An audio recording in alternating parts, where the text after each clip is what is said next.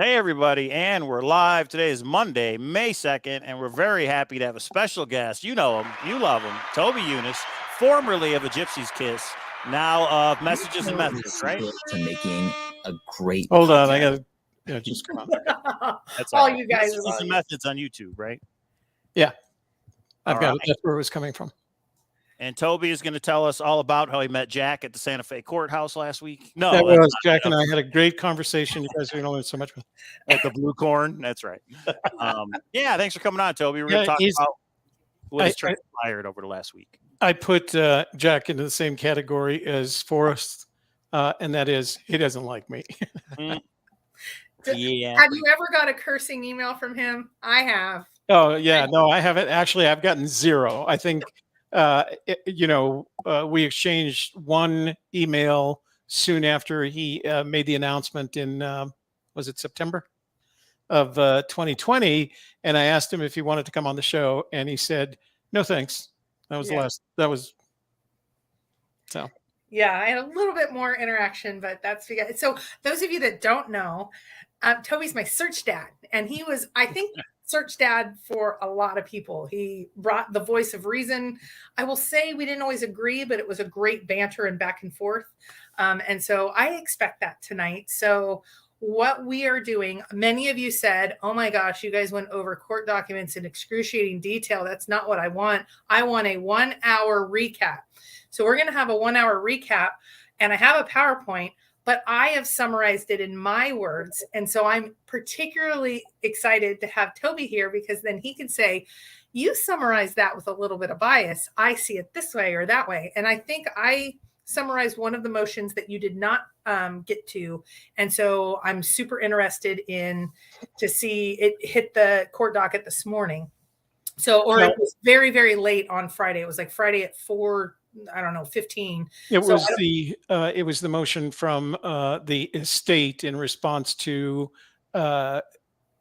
Greg Thompson's. Yes. And I think there's some interesting wording, like this is in specific jurisdiction of Sarah. Yeah. There's some things that I think are getting little pieces and parts. So let's dive in. Well, we can address, hopefully we can address a lot of those tonight. Toby's the man. Do you see that? Toby's the man. Yes, he is. Live from his command center, I see. I'm gonna have to keep looking over here because that's where I guess I should move this. Hang on. And if you guys don't know Toby really well, Toby is a gracious person that comes to your home, and he'll always bring gifts. He has brought some giveaways as well. That's right. We are excited about that. So there's just so much to go over, so much is happening. And I'm sorry for those of you that you're starting to wean yourself off the chase, and now you don't want to go into the long 3-4 hour. And we did do, there's so much that's happened. So this will be the summary show that makes sure that we are serving you as our loyal patrons from both yesteryear and today. So, I mean, there's a lot of new people in the chase, which I am of the belief until we have full closure, we're going to have a lot of new people in the chase. So, and so I'm excited on old friends and new friends, treasures new and old. So anything you want to say, Toby, before we jump in? Yes, I'd like to do two things, if you don't mind, and tell me when I've gone too long. First, I want to offer a prize tonight for tonight's show.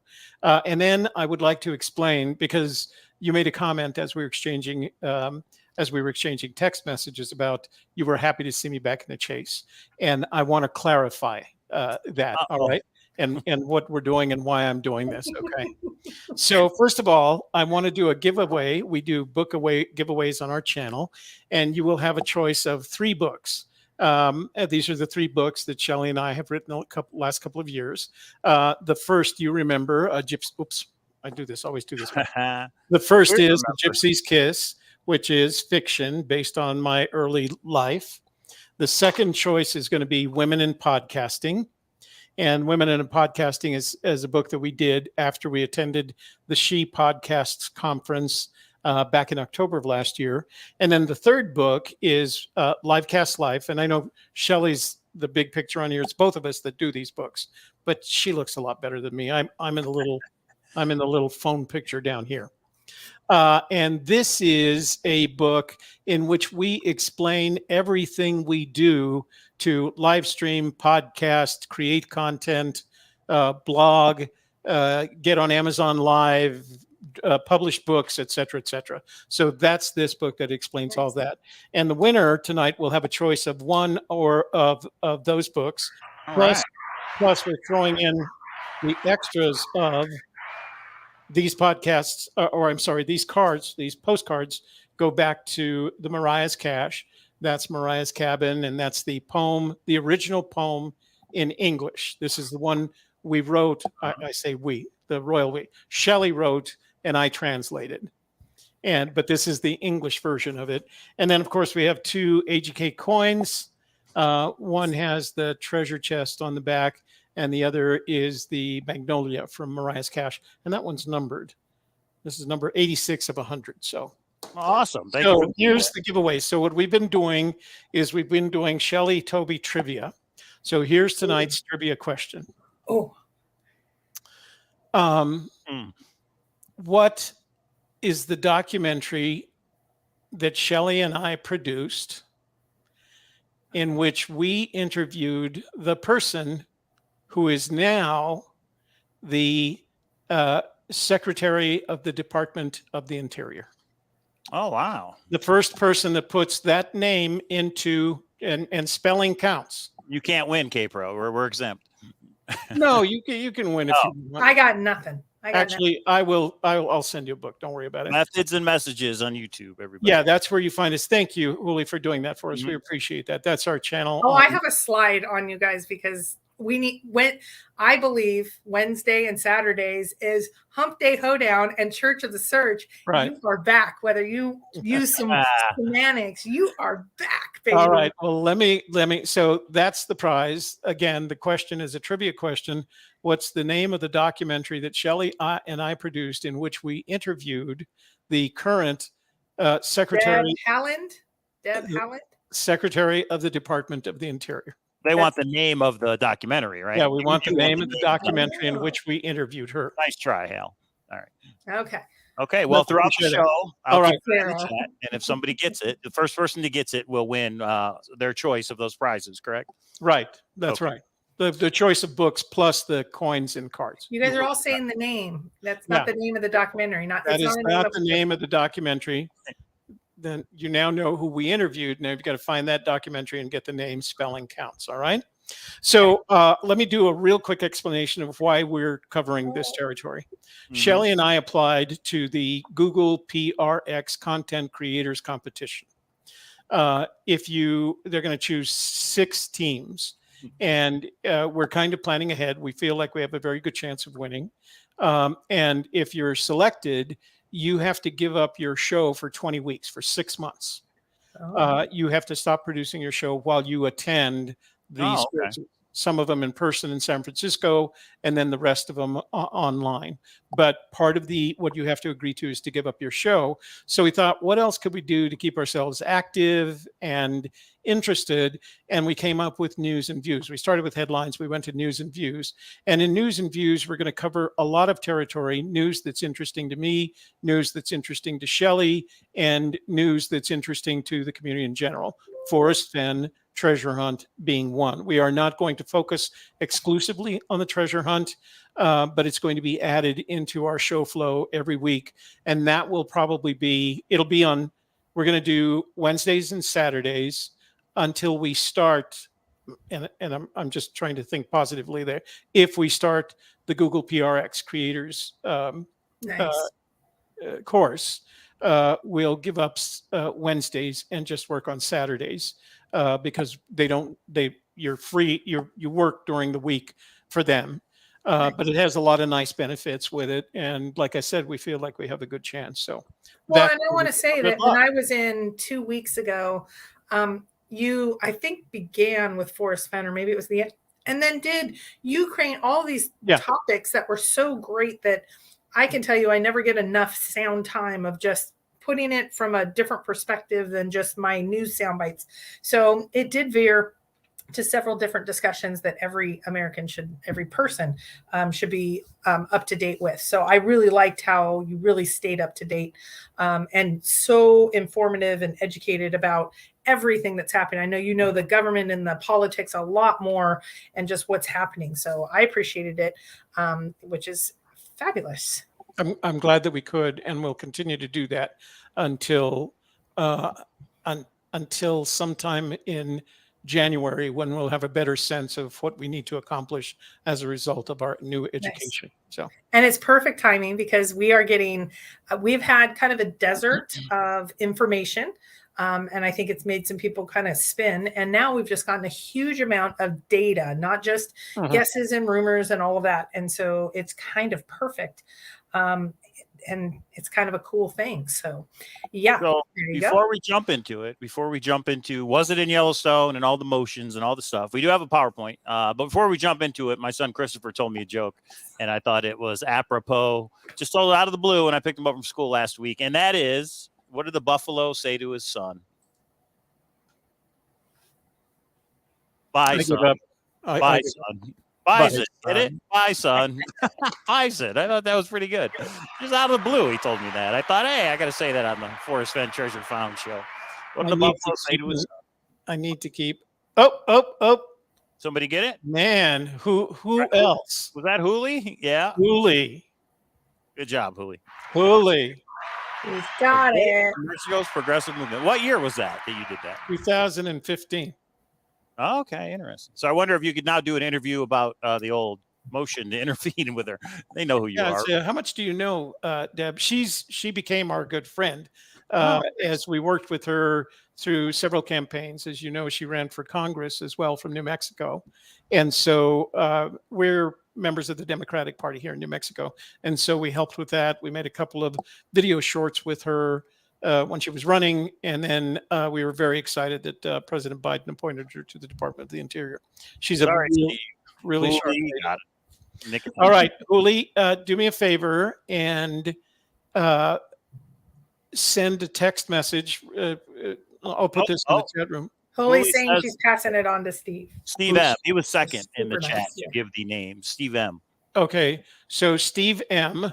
Send a text message to 505-750-2744 and tell me which of the three books you want. They will be signed by both Shelley and I. The book that you choose will be signed by Shelley and I, and it will go in the mail on Wednesday, which is when I make my mail run. Oh, and also I need your shipping address. So Steve M. And to be clear, Holy gets to keep the bragging rights of she actually was the first. That's right. So yeah. She's competitive. Yeah. That's what she said. That's awesome. Yeah. Well, as usual, every time I think we make it harder, it isn't hard enough for these guys. So nice.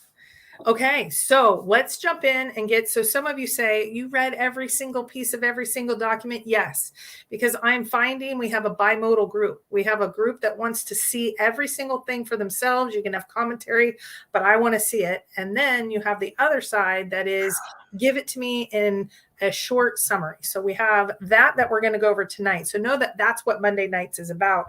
But since the conclusion of that is different, that Toby came up with, I thought he'd be a great special guest. We had Cynthia. We do have some video from Cynthia, so we do have some breaking stuff going up there. She has not found the log, but she wanted to show you a little bit more of her adventures up there right now. So we're going to go into that next. So without further ado, unless either of you have anything, let's jump into the PowerPoint.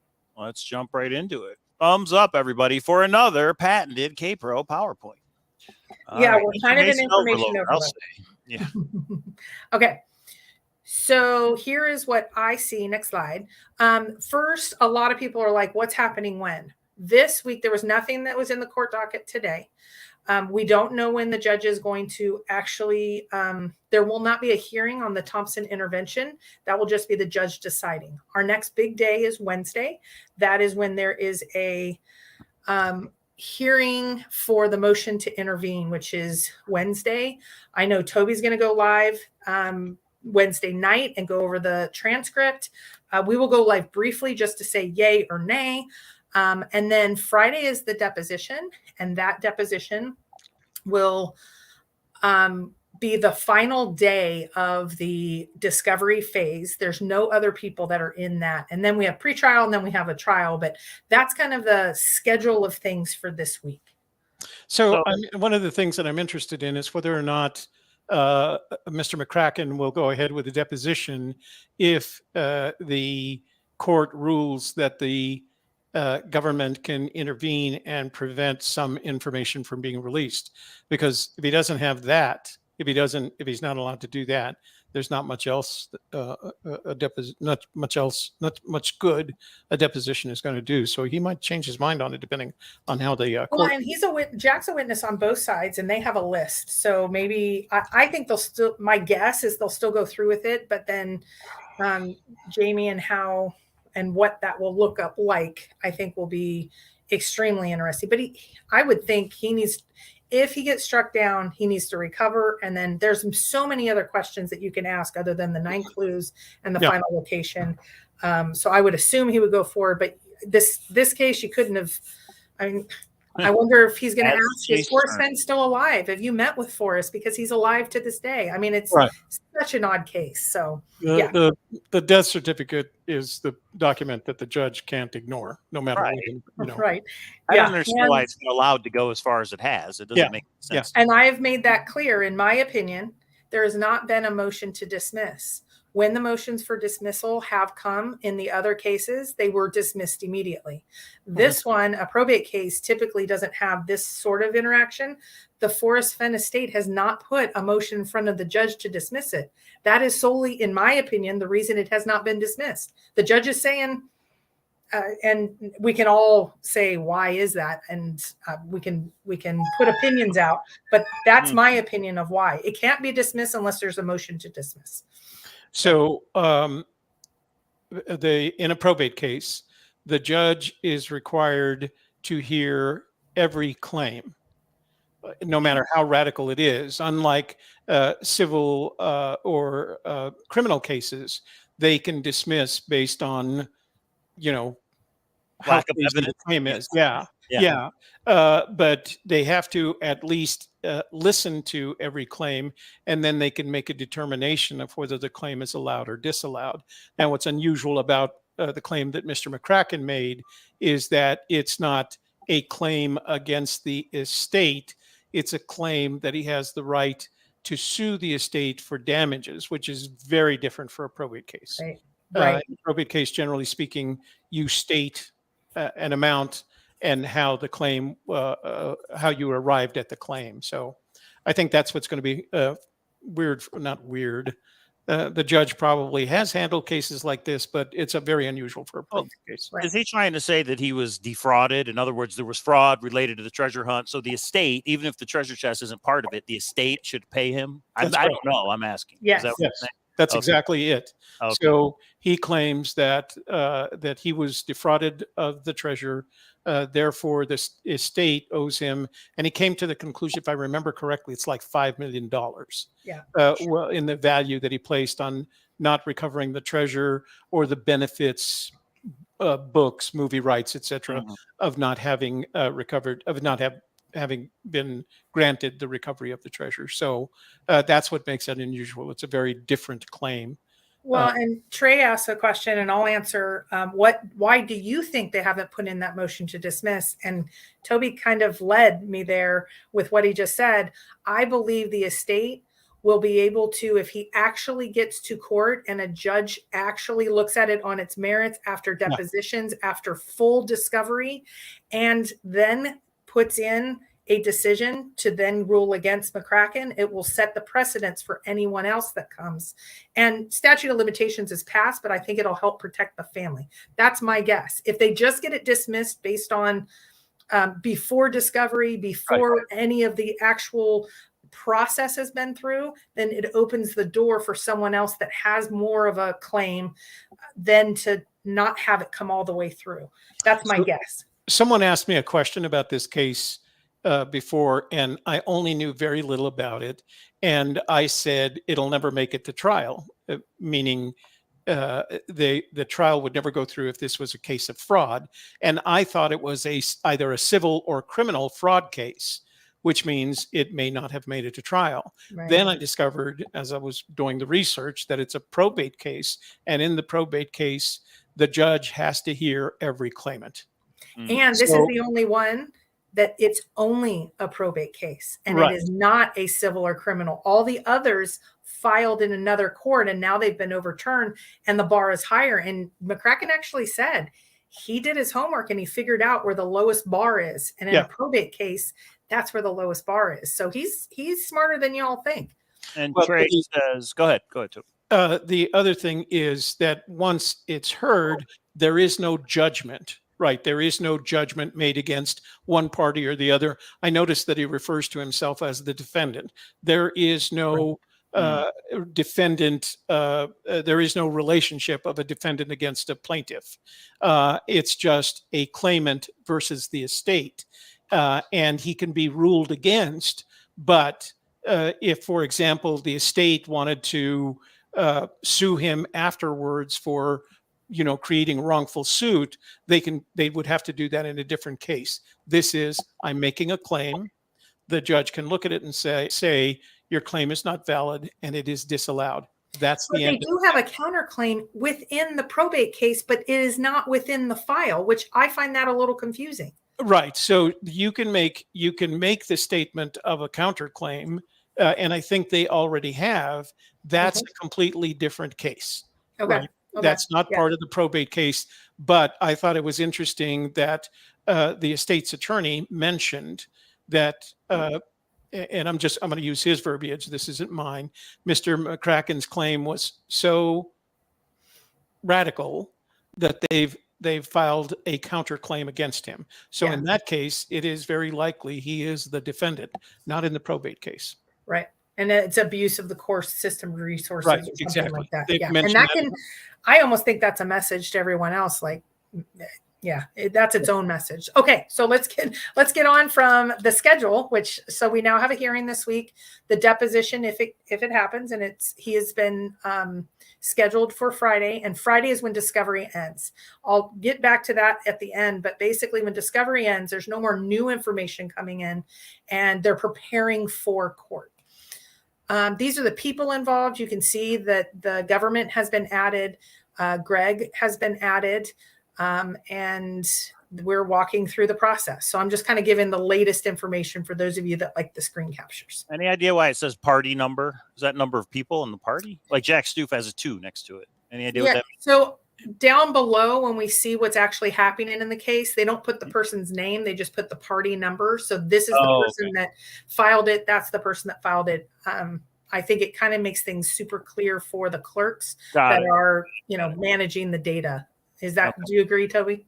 Yes. I haven't seen the claim that Kyle Sandow made, nor Mark Dodge. So there's some claims in here that I haven't. So Kyle and Dottie, and there's a third name, Kaiser.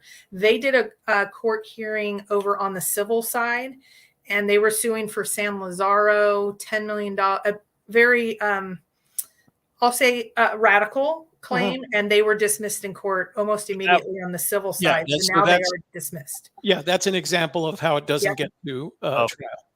Right. So everyone that is on here, except right now, for now, Thompson and McCracken, have been dismissed over in the civil side. So it's done now for them. Did get a super chat. William, thank you. Says they just said Roe versus Wade was overturned in a draft from the Supreme Court. I'll have to look into that one. I didn't know that. Breaking news if that's true, but okay. Yeah. Thanks, William. Okay, so we went over in some great detail. Here's going to be my summary, and you can see the last show and you can go over the documents. But right now, McCracken is intervening. So the government has said, we want to intervene, not allowing Jack to give his final location due to a variety of reasons. We've already gone over that. Then we did a special show just to say, okay, here's all the specific detail. But the McCracken intervention, we're going to go over just a hot 1-page, high-end summary of basically the position of McCracken, of why the government should not be successful in gag ordering, if you will, really everyone, but especially during the deposition. Okay. So yes, the Supreme Court did overturn Roe v. Wade. Is that right? Wow. I'll have to read up on that. That's great. I never thought that was going to happen. Okay. We'll cover it tomorrow on Wednesday. Yeah, that's Wow, interesting. yeah, that'll be an interesting one as well. Might be some protests around the old country tomorrow. We'll see. Yeah, I'll bet. Yeah. Okay.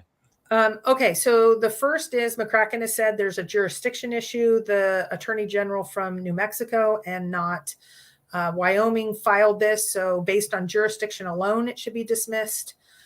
He went into the property must be a part of the estate for them to be able to file the motion to intervene.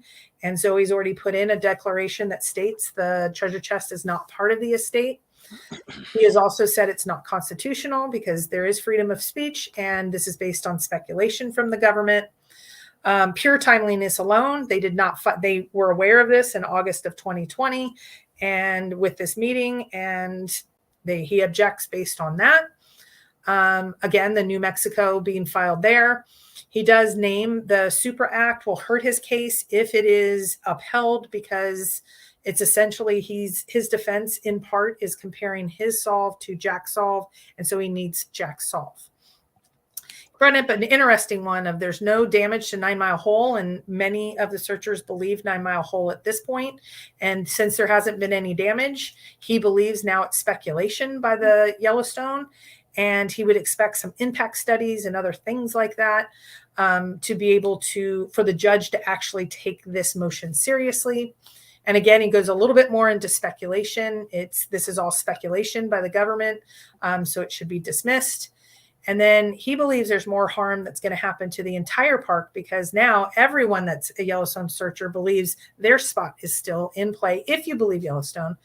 And then he believes that the Super is actually taking due care by actually revealing the spot so they can manage the resources most appropriately. So that summarizes in one soundbite or 1 minute McCracken's position, and I think it's about 8 pages long.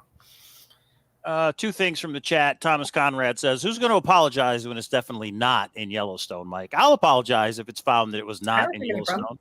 But yeah, it's I just sort of apologized when I right? said I believe GPS, and once we found out it wasn't, and there was reasons for it, I apologized. I'm able to say I don't think there's a huge need for apology. We're doing our best to sift through the data we have, and but if that's something you need, Thomas Conrad, I will apologize to you when it happens. If you will do the same when I believe it is confirmed it's in Yellowstone. I just hope it can be confirmed someday. I hope we Right. know without a doubt. I'm not sure how that could happen, but I hope that happens. Here's one for Toby. Treasure Hunter says, I don't think the probate court has the authority to grant what the government is asking. What do you think? So if you'll go back to Mr. McCracken's the summary that Bring up the PowerPoint. bring up that slide. So here's how that happened. This all goes back to the affidavit that was written by Chief Park Ranger Davis. Chief Park Ranger Davis, as you can tell from the information that we can find about her, is very interested in the Forrest Fenn treasure and the Forrest Fenn searchers that she believes are causing damage to her revered park. Whether that's true or not, it doesn't make any difference because she's a chief park ranger and she thinks it to be true. What happened was, as she was tracking this, she started following this estate case, I'm sure, or she has a staff of about 300. Of that, about 150 are field operatives, meaning they're park rangers that's gonna come up to you and tell you to throw your trash away. The other are office people. The other 150 are office people. It is my guess that, based on, again, what I've seen of her, she has someone whose responsibility is to report on their Monday morning staff meetings what's up with the Fenn estate, the Fenn treasure, what's going on. Well, at some point, what popped up, and I don't remember the exact date, there was a motion to depose as part of the witness list. There was a motion to depose Jack Stoof, the finder of the treasure. And I'm saying these as absolutes because that's what I know, right? And that would, of course, have been of an interest to her because if somebody, and this was, so the person that asked to have Jack deposed is Mr. McCracken. So Mr. McCracken asked to have Jack deposed she was made somehow aware of that, and she wrote that affidavit that was attached as an exhibit to the federal government's motion. So as of that point, because she has a responsibility to protect not only park property, but Department of Interior property, she wrote the affidavit with the intent of presenting that to the Department of Interior, who would then decide whether to do it themselves or present it to the Department of Justice. The Department of the Interior, their legal offices are in Washington. The Department of Justice has legal offices in every one of the 50 states, and in some cases like California, they run up and down the coast, right? So what was done is she consulted with the Department of Justice. They referred her to the Albuquerque office of the Department of Justice, and she and that office determined how the motion would be configured. Well, if you look at the motion, more than 50% of it is extracted from her affidavit. Right. And then they get down to the bottom line, which says, we are filing this motion in order to prevent the location of the treasure being found from revealed, as that would do damage as indicated by the remainder of this motion and her affidavit. She is not, she's just a affidavit preparer, right? She's not involved in the case. The only people involved in the case are this one. I think the name is Catherine. I forgot her name. They're attorneys, DOJ attorneys in New Mexico. Now, one of the things I had said early on, and that was when I thought this was a civil case, was the Department of Justice cannot be involved. A, this is not a civil case, and B, the Department of Justice is not becoming part of the case. Their entire motion is to be a participant in the deposition of Jack Stoof and to object if any questions regarding the location of the treasure are asked. Then they can do it. That's what the motion is all about. If the judge allows it, they can sit in the deposition, which will be done by video conference. And if Mr. McCracken asks any questions that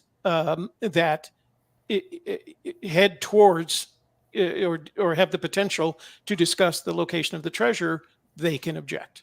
Right. So I guess the question is, why is it the head of Yellowstone National Park that filed? Well, that becomes important, I think, with the response to Thompson, because they say it's within her specific jurisdiction and they reference the supra. The supra only applies to national parks. So in my opinion, that with a lot of other evidence, I know Toby and I don't think it's the McCracken response here that actually points to it being Yellowstone, but it's within her specific jurisdiction, which is Yellowstone. I have a job description for her, which I can find the link to, but it also references the supra. The supra is only for national parks. It's not for any of the other Department of Interior land. So I believe that pretty much points to it was found in the park. Well, let's make clear about, could you put that question back up again? Mm-hmm. The one that you just, the chat room. Oh, gotcha. Yeah, treasure hunter. Yeah. This is the right. problem, Toby. If that chest was outside the boundaries of Yellowstone, that park ranger would not be involved at all. She would have to notify the agency who has control over that land. Well, keep in mind that she knows precisely where the treasure was found. Mm-hmm. Correct. And I want to get into that next, but yeah, go ahead. Right. Mm-hmm. So, first of all, although she's a park ranger, she is also an employee of the Department of the Interior. Mm-hmm.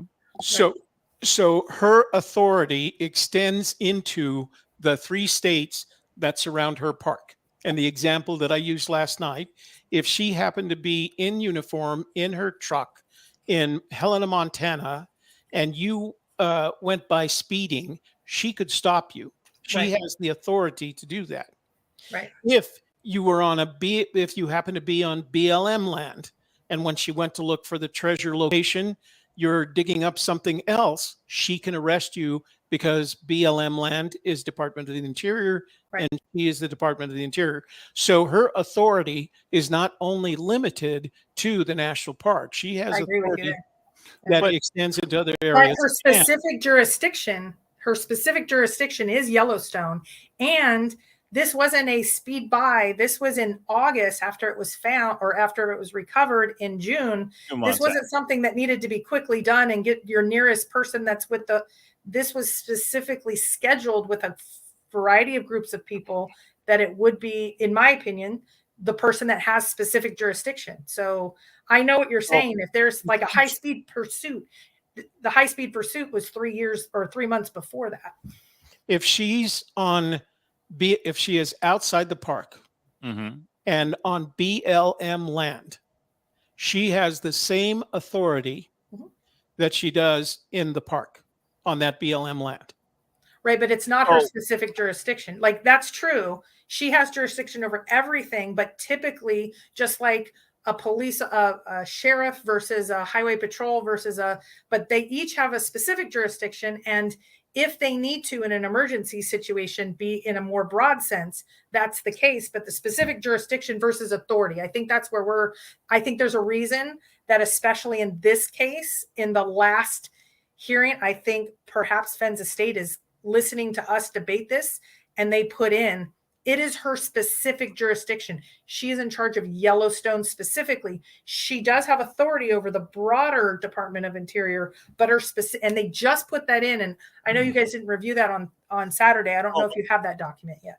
Well, the other thing too is, it is my understanding that the Fenn estate, including the family, doesn't know the location of where the treasure was. Only Zoe has been deposed, and Zoe says she does not know the location. Jamie has stated he has all of the emails, and it's confirmed with the discovery document. He has all the emails between Jack and Forrest, and one of them specifically states, in late 2019, I am searching in a national park. When that becomes part of the case and therefore accepted as true, we have to assume that anything that is said, such a twice removed. I have an email from Jack to Forrest saying that I would like to see that email before I would comment on it. Yeah.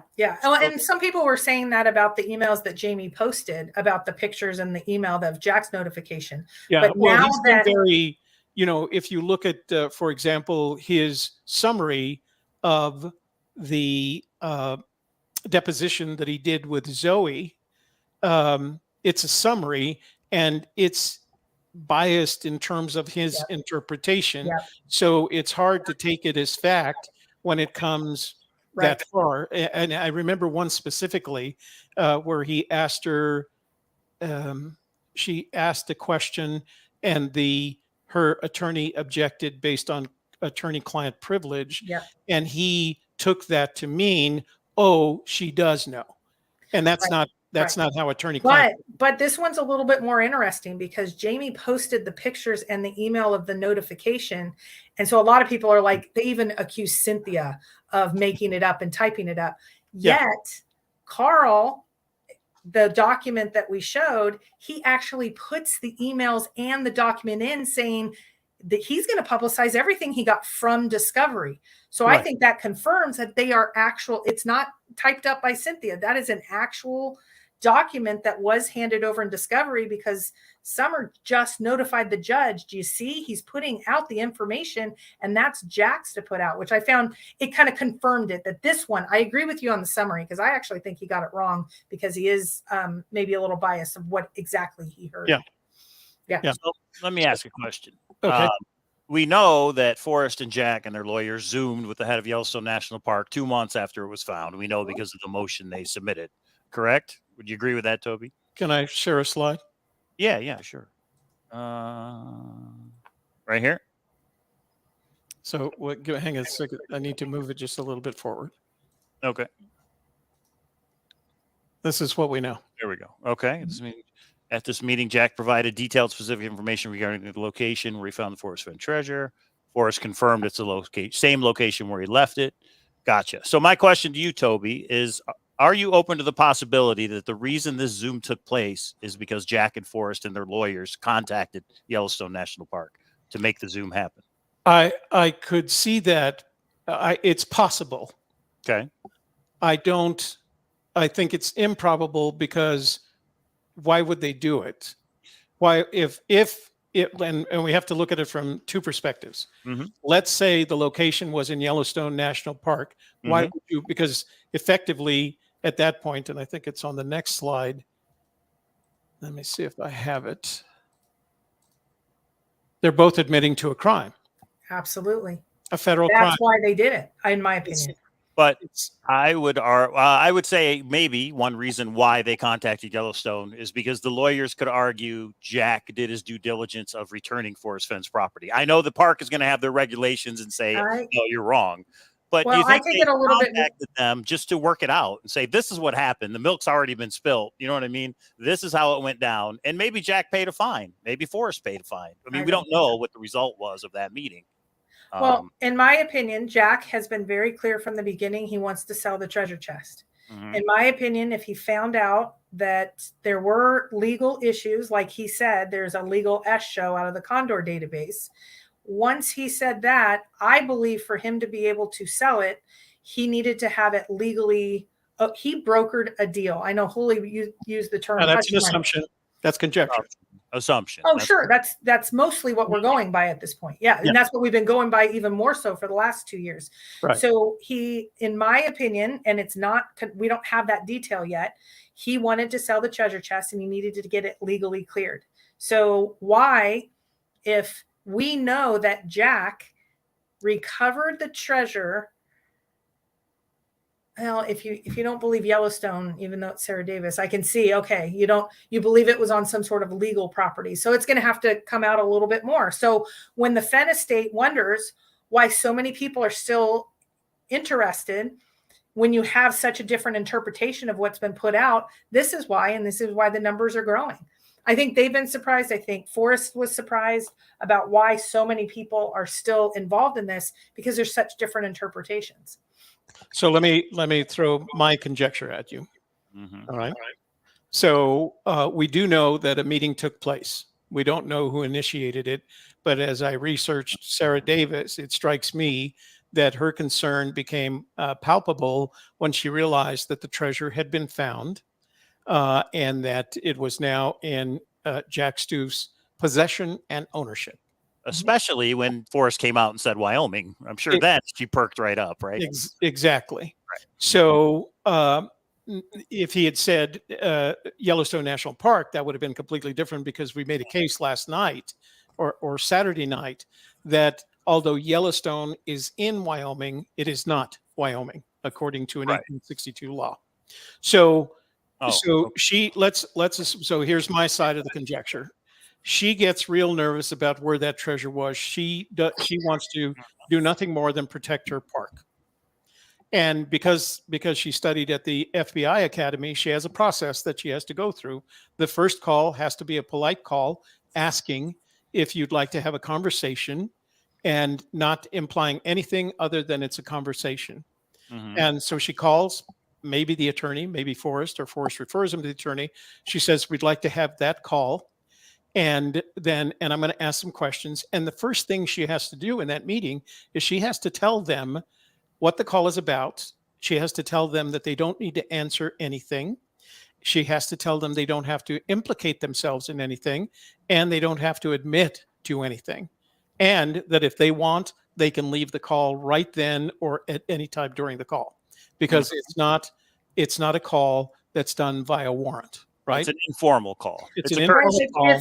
If Forrest said, I will never give up the finder's name, and he had a subpoena slapped on him, he's just given up Jack's name when Yellowstone calls without any court action?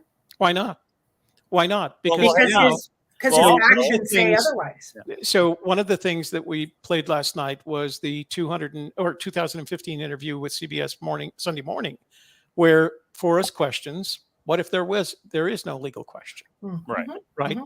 Right. And it's not the first or last time he had said that. So let's assume that Forrest is sitting there. He is tired. He may even know that he's about to pass. He doesn't want to leave his family stuck with a possibility of the federal government coming after him. So when she calls, he calls Jack and he says, we didn't hide it in Yellowstone. What do we have to lose? The answer is nothing. So she calls, they have that conversation. She waits a week. She found it on Google Earth. She waits till the following week to go out and check it out. Mm-hmm. And then she comes back and she doesn't file a warrant because she would have, if they had broken the law. If you look at her, how she feels about Fenn treasure hunters, a warrant would have been filed, submitted to the Department of Justice, presented to the Albuquerque office, and they would have had a pair of marshals go and arrest Forrest. And I don't know where Jack is. They would have had a pair of marshals go and arrest. Now they would have bonded out. It would have been Forrest and Jack getting charged, right? That's Forrest right. They both committed. They both committed federal crimes. Mm-hmm. Class B, at a minimum, Class B. She could have probably picked it up to a Class A. Minimum of 6 months in prison and a minimum of $5,000 in fine. Right. And we have a searcher that dug up a grave that got 6 months in jail and $270,000 fine. Mm-hmm. And in my opinion, it was found in Yellowstone, and he got held to a standard that Forrest and Jack didn't because of the agreement, because all the lawyers were there, and I think an agreement was made. But let's keep going. If an agreement was made, number one, she didn't have the authority. She doesn't have the authority. That's the other government officials that were there, in my opinion. That's right. That would be the Department of Justice to make an agreement, correct? That's right. Well, you could have, they would be represented by the attorneys from the legal branch of the Department of the Interior, but it would come from the Department of Justice because it's other jurisdictions, right? So it would have to travel. The Department of the Interior doesn't have attorneys in every jurisdiction. So why are they quoting statute? If you don't think it's in Yellowstone and the statute that they're quoting is only a national park, do you think it's a different national park in Wyoming? And no, don't all national parks you can't dig at? I don't think so. I think part of it is the warning. Part of it is to ensure that people are aware that this law that can be very detrimental to anyone who breaks it exists. Why not use it as a threat if you can? Because there's no way until the actual location comes out that we would know whether it was in Yellowstone or not. But if I can use that, it's like if I say to you, if you drive a car through the national park, not only are you going to get hit with quickly, you're going to get a speeding ticket, but you're going to get punished by the federal government, even though you may never plan to be in a national park. So it's a warning. You think that the national or the Department of Interior is quoting national park land to a judge based on it not being in a national park? No, they are quoting a law that only applies to a national park. The super is only a subchapter S in a national park. So they're using that as an example? Yeah. So they're and it's not an example, it's a threat. It's a threat to you and me, because we look at it and we say, well, now I know what's going to happen if I go in a national park. The simple fact of the matter is it only applies in a national park. So if the only tool that I had, because they can't threaten me if it was on BLM land, there is no threat. And there was no crimes committed by Forrest and Jack. Neither of had it been on BLM land, there was no crimes committed. And if they said, well, it was on BLM land, so we're not worried about it, we'd start looking on BLM land. What they're doing. Go ahead. Wouldn't that help then McCracken's case and say, well, then that's just speculation. If you're not going to say it was in Yellowstone, this is all speculation. It should be thrown out. Well, yes, if they were going to say that it was in Yellowstone. They're not going to say that. There is no benefit to them. And that's probably why the Supra is in there. There is no benefit. And if the judge asks, it's going to be interesting how they answer. Because if the judge asks that, well, you've invoked the Supra, was it in Yellowstone? Is that why you're invoking the Supra? It's going to leave that attorney in a very interesting position. Yeah. I think they're invoking the Supra as a matter of reminding us that you're dealing with the federal government. We got laws for everything. So Trey Westmoreland says, disagree completely. DOJ, DOI are so nervous of Supra being overturned and the bad publicity or bad PR for arresting a decorated veteran, they easily would have made the deal with Fenn Jack. Yeah. You don't know. You don't know the DOJ. They don't have any problems arresting anybody, even if it is an older veteran. They have a job to do. They have laws to follow. She attended the FBI Academy, and what she learns is two things. Invoke the law equally in every situation. And if you look at the quote that was, can I open the slides? Yeah, I got it. The one of K-Pros? No, mine. Yes, All right. I didn't mean to take over the show with my own slide. No, you're good. There you go. So this is her quote after the treasure hunter was charged. Right. This is an example of a highly egregious resource violation stemming from the Forrest Fenn treasure hunt saga. To her, it's a saga, along with the Vikings. Said Yellowstone National Park Ranger Sarah Davis, today's actions by the DOJ sends a clear message that these types of transgressions will be aggressively investigated and prosecuted. And this was after the Zoom call with Forrest and Jack in 2020. That's correct. This was 31 March 2021. Yeah, I have this quote with a little bit more in mind. And so think about, now let's flip it for a second. If it was found in the park and she prosecuted this person, but she didn't prosecute Forrest Fenn or Jack, after those pictures we saw, that was absolutely buried. We could debate whether there's a metal detector, but he definitely didn't turn it into the superintendent, which is a Class B misdemeanor. You're exactly right. What would that do to his case? And then he could actually sue the government if some were led away and some weren't. And I think that is everyone's being careful right now. And that's just the other side of the coin. Had she not arrested Forrest Fenn or Jack Stoof for having committed a crime in a national park in such a visible saga, as she referred to it, she would put her career at risk. Yeah. And because I she want it to a little old guy digging a hole in a cemetery. Now, a cemetery, I mean, that's egregious enough. She doesn't see it as the difference between a seminary or cemetery and something out in, off the Madison someplace. To her, it's a national park. So if she would have put it there would have been far more questions if it had been in the park and she didn't prosecute. I 100% agree, and I think someone may lose their job over this. My opinion. If it comes out that it's in the park, I agree with you. There is some significant exposure liability-wise, and that's what's going to get really interesting, in my opinion. Well, is there any chance that they So once the email is out, let me ask you, once the email is out that Jack notifies Forrest, I am searching in a national park, and it's Wyoming, and there's an email that it's on the Madison, do you think that would be enough, even though you have to kind of triangulate? There's a lot of pieces of it. Oh, and the Christmas card. We won't even get into that. It's an actual picture of 9 Mile Hole. Do you think that will be enough if that comes out? That's what McCracken needs to put in from the discovery into the hearing, right? No, if I was the opposing attorney, I would call it circumstantial at best and conjecture at worst, because those are... oops, sorry.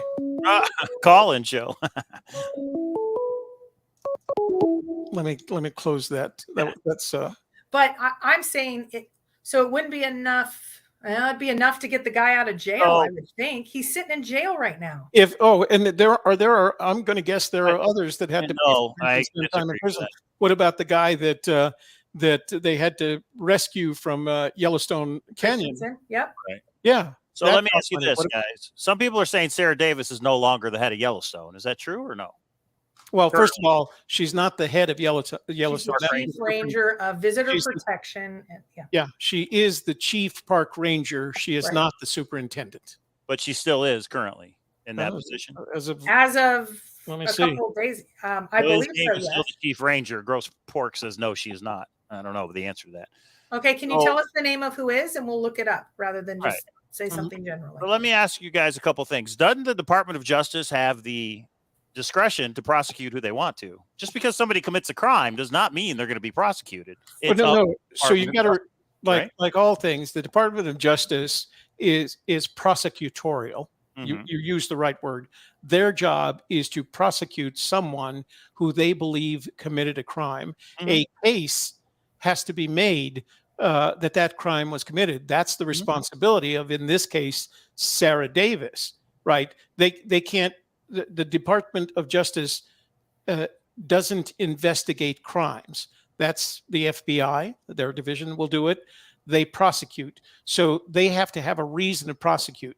If Sarah Davis thought that there was a case to be made against Forrest and Jack, she would have to write it up, present it to the legal branch at the Department of the Interior, and they would raise it to the justice because it's multi. Go ahead. But would you say that she has the authority to not prosecute it, to not send it on? She absolutely has the authority. She doesn't have the personality. Well, it depends what Forrest and Jack told her. We don't know what happened in that Zoom. We don't know if there's a quid pro quo. And also, they don't want the Yellowstone. They don't want the location known. If you're going to prosecute Forrest and Jack because it was in Yellowstone, well, you're just defeating the purpose of not wanting people to come to Yellowstone. If the only way they wouldn't have to prosecute Forrest and Jack is if it were found on BLM land. That's the only way. I disagree with that. They could have worked out a deal. You're saying they have to have been prosecuted, and that's not the case. No. I'm saying they have to have been prosecuted if it had been Yellowstone National Park. Right. Why? Right. She would have a hard time explaining after how she said she felt about this saga and the egregious damage that had been done. She would have a hell of a time explaining why she didn't prosecute. And there's one more thing. She would have to document it. She would have to document why she didn't prosecute if they had committed crimes. Well, first, Jack didn't leave any damage, in my opinion. He took the chest out. He covered the whole back up. There's no damage there. He broke the law. Yes, no, I understand he broke the law. I understand that. But I also think a deal could have been made. Just because But it looks like she was let go. Hang on. That does not change the other people that have been charged in the past. They broke the law too. Now, why? And I think the park has the discretion to charge who they want to and to not charge who they want to. It's the park has the discretion to write up or deny a charge. Just like when you're stopped by a police officer and he says, right, they let you go. Yeah, I get away with all kinds of shit because I have a disabled veteran's license plate. Right. Gotcha. This is a warning. Just no more 105 in the 35. Right. Yeah, I got you. Right. So they have that. But when it's a case as visible as this one, somebody's going to have to explain something. But I don't think they want the location known. And if they prosecuted that it was inside Yellowstone National Park, wouldn't that open up a can of worms for them? Well, the can of worms is that it would open is that it was in Yellowstone National Park, but they still wouldn't release the specific location. Right. If Jack's going to be prosecuted for it anyway, we'll come out with it. Because he can have liability of any future infrastructure. He can have liability for anything in the future from a financial standpoint. So, and that's the other thing that you. Let's go back to the PowerPoint because a lot of you are like, "Wait, which motion? When?" Because we haven't gone over the motions yet. So let's go over. Think that what did you find out about Sarah Davis? They're saying that Pete Webster took over December of 2021, so she only made it in there a year and a half. That's and not obviously that's because she didn't prosecute. That's why she was also at 20 years, so she may have retired. I know several people who have contacted Sarah's office, and so she is still with Yellowstone because her office is still open, and she had there it is. Thanks, Mary. We will look at that. Deputy superintendent. We're talking about chief. So we're going to need to research that offline. We won't get derailed for this one, but and we'll look at that. All right. I still think that Forrest and Jack went to Yellowstone and they worked out a deal. That's just my opinion. I don't know that, though. It's just opinion, guys. I don't know. Yeah, and Rudy's putting the point of it seems like we're already going through them. Right, and that's what I want to make sure that we do a little bit more systematically and then debate. So, okay. All right. Next slide. Next slide. Forrest. So now this is the estate's response to the motion to intervene. The thing that I want to make note, well, they are saying they're complying. And in my opinion, the reason is in August of 2020, they made sure to, they had a deal and they're going to stick with that deal. But let's see what they actually say in the document. Okay. So Mike, why don't you read this one? So this is Forrest Fenn's estate, the response to McCracken. And remember, Jack and Forrest are in a, joint defense agreement? So this is kind of both of them, right? They're doing this together, would you say? This is a response from Forrest Estate. It doesn't say whether it's under the joint defense agreement. McCracken case, discovered it in 2014. Fenn moved it for years. Forrest is alive. Fenn is stalking McCracken and a woman he claims related to the case. Counterclaim filed for abuse of court resources. Will not be asking Jack for 9 clues or the final location. Will be asking, did Stu found the treasure chest without assistance from Forrest Fenn or people related to Fenn? Never met Forrest Fenn prior to June. Did he retrieve it on his own from Wyoming? Gave back to Fenn, who then gifted it to Stoof and is the owner of the treasure chest currently. Protecting commercial information, intellectual property, right? That's an interesting one. That Jack now could do what he wants with the story. McCracken has no right to know the solution. Is already making public discovery evidence on Harry's site. The treasure chest was found and retrieved on land, specifically in the jurisdiction of Sarah Davis. They are being mindful of SUPRA, which is only a national park statute. The land with potential damage is specifically in Chair Ranger Davis's jurisdiction. June 5th, email from Jack to Forrest attached. Okay, that's just summarizing the McCracken response or the estate's response to McCracken. Is some of that conjecture or in the document? All of that is my summary rather than the 8 page. We already went over the 8 pages. It's in the document, though, right, K-Pro? Huh? But it's in the document. It's in the motion. Yes. These are each point, paragraph by paragraph. So, Toby, she's saying it's in the motion. I know what you're saying. You got to see it in order to know, right? K-Pro says this is their response to the McCracken, right? This isn't in response to the government's motion. This is the response to McCracken, right? Yeah, her response to the government's motion was to support it. Right, that's right. And again, if they had an agreement from that August 2020 Zoom call, well, then of course they would support it. But right, no, this is the response. You know what? Wait. This is the response in relation to the government's motion to intervene. It is a response to the motion. Yes. Oh, yes. Okay. Paragraph by paragraph. Each one of those bullets is a paragraph. Okay. The treasure, the sticking point here is the treasure chest was found and retrieved on land specifically in the jurisdiction of Sarah Davis. And Toby's point is her jurisdiction extends outside of Yellowstone National Park. Is that right, Toby? Yes, but I don't think it says that. I don't. Let me hang on just a sec. It's at the end. He says it 2 different times in 2 different paragraphs. And you're talking about the estate's response to McCracken. Is that right? To the estate's response to the government's motion to intervene.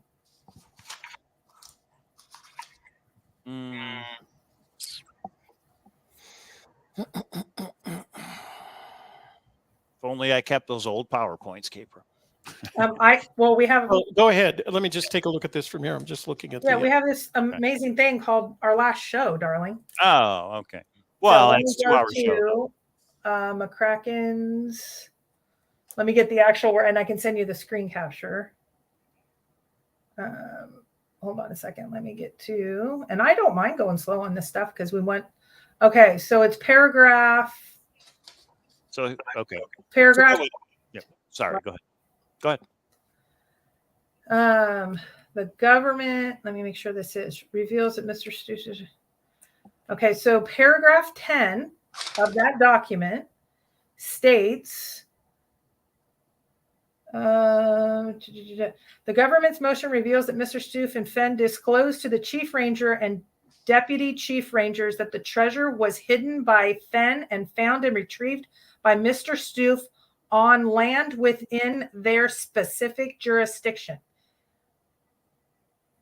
That's the first one. And then, got it. Yeah. And then there's the next page, which is, let's see, is it 11 or 12? I think he says it again on 12. And I would say it has to be her jurisdiction. That's why she's filing the motion. Why would somebody else file it? She is not filing a motion. Well, the paperwork.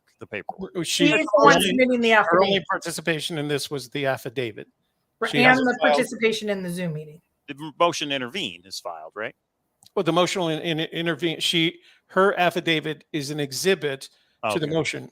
Right. She is not filing the motion.